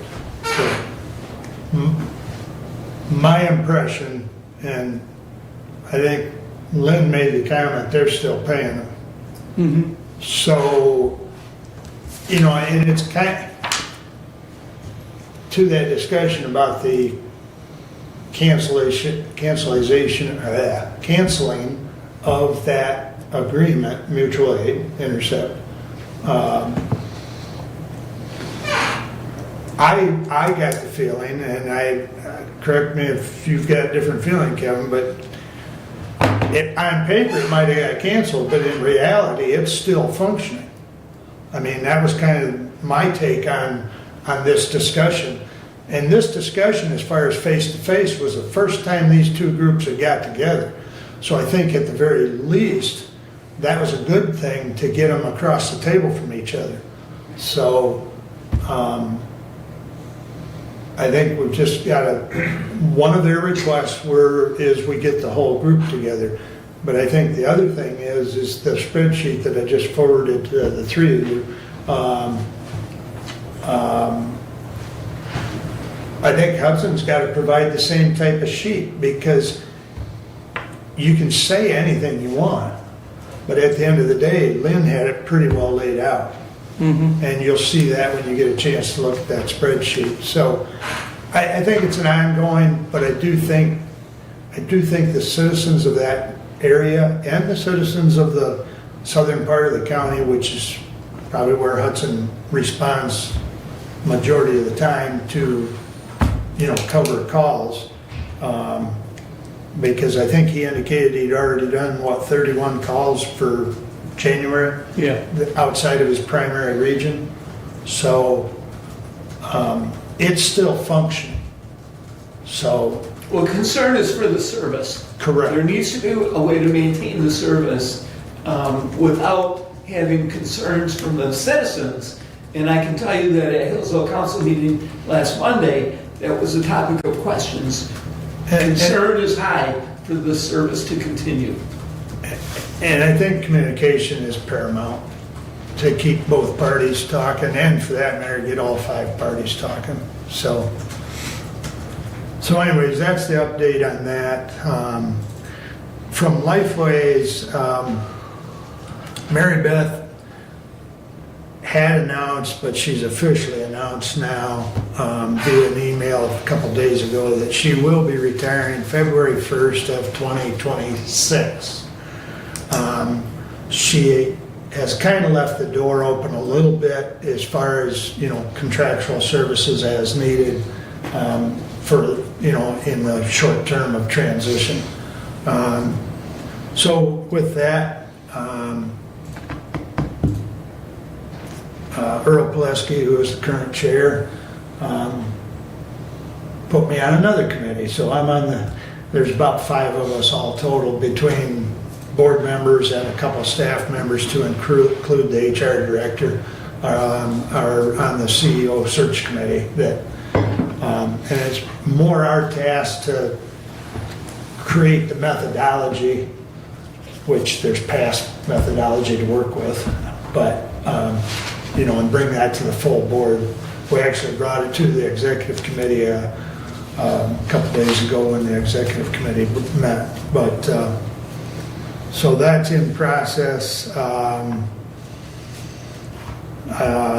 also on the nominating committee for your officers as far as chair, vice chair, secretary, and treasurer, because now the treasurer's position is open because Carl Rice has decided to not be renominated by Jackson County, which his term ended this month, but he basically made his retirement effective at the last board meeting. And he was also the treasurer, so not only does Jackson County have to find a replacement, but we've got to, move somebody into that slot to keep the executive committee full. Jackson County also has to fill 2 places because another board member, first name's John, I can't think of his last name right now, but anyways, my apologies. He has indicated he's not gonna, now he's gonna still run until he gets, he's gonna still serve until he gets replaced, but his term was up this year as well.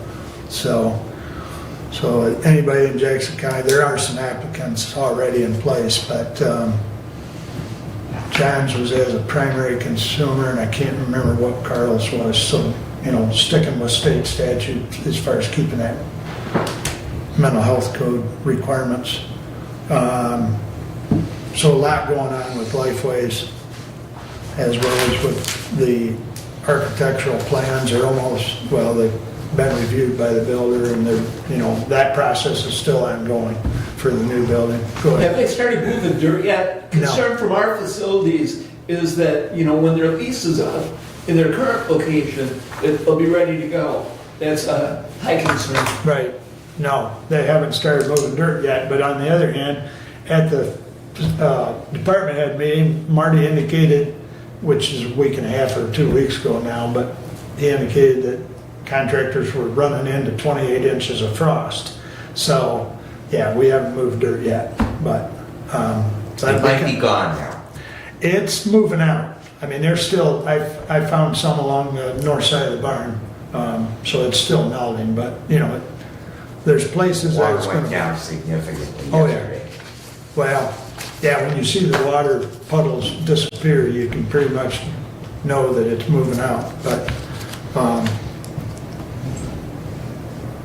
and so Brad mentioned from the department head meeting, KFC, and, I don't think you mentioned Aldi's, did you?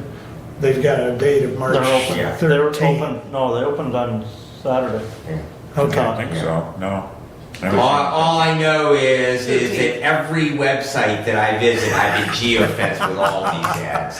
so, So they're really pushing hard. and the other one that's coming to town that Marty mentioned was Marshall's. They will be moving into the new Peoples, or the old Peoples location. So, lots of activity.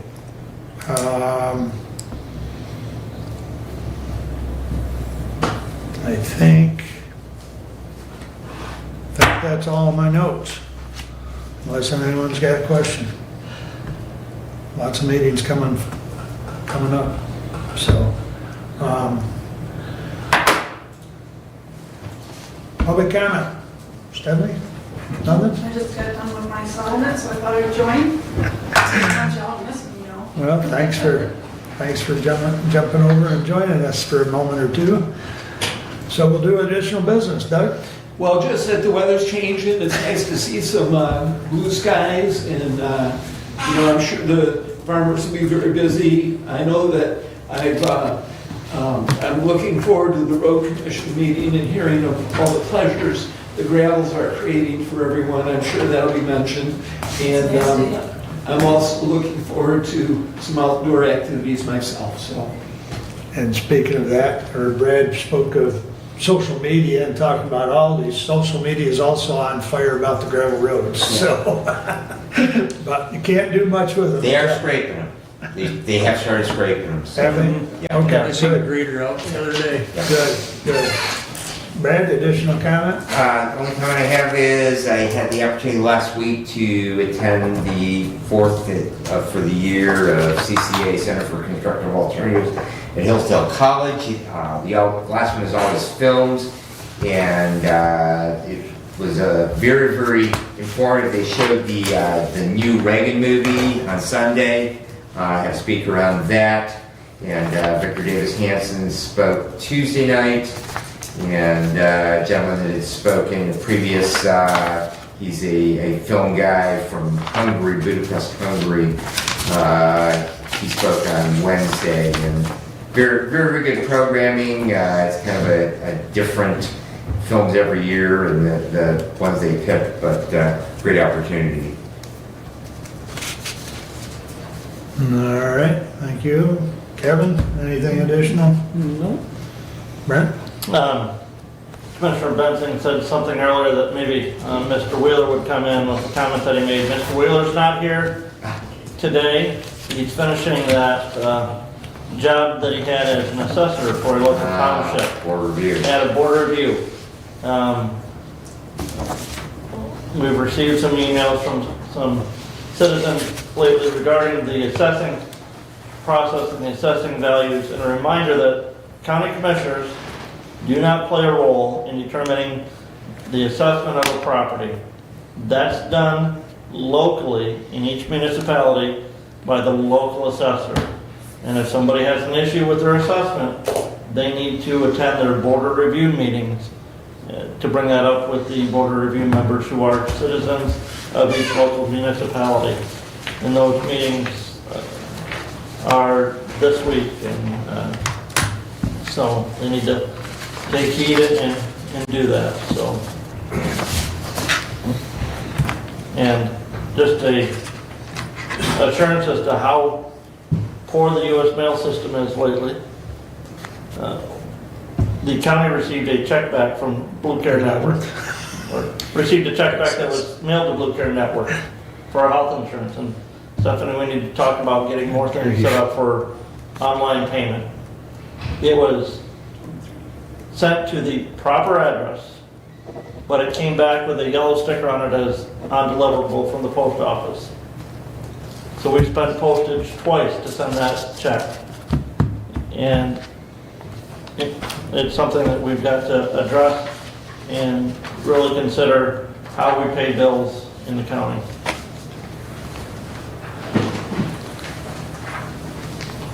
That happens with election mail all the time too, by Look at supplies. Just one? Go ahead. I just received an email from the parks. They have received a call from the foundation, and they recommend asking for the tables and chairs with what they call the Love Your Community Grant. They consider that an operational cost, so they will get that grant, I'm pretty sure. And then brick and mortar will be considered as a physical plant expense, and they will ask for that as well to be considered as part of the grant. The aeration is environmental, but it's possible for the youth grant. So Parks is trying to do what they can, especially working through the foundation with some of the projects that do need to be done. Okay, thanks for the update. The only thing I've got is congratulations to the Spartans for being undisputed Big Ten champions for 2025. And them rascals from Ann Arbor need to learn what tradition is. Were you there? Don't stand on, pardon me? Were you there? No, I was in Tennessee, but trust me, I've looked at every story on it. and them trying to say they weren't aware of our tradition. Excuse me? The tradition's been almost 30 years in the making, so. And good luck in the bracket. I saw the bracket. I think the dark horse is Illinois and Wisconsin. So Michigan State University needs to be on their game as they go. They are peaking at the right time, and like I told my wife, a Spartan calendar is January, February, Izzo, and April, etc. So, with that, we'll quit the... we're done, gentlemen.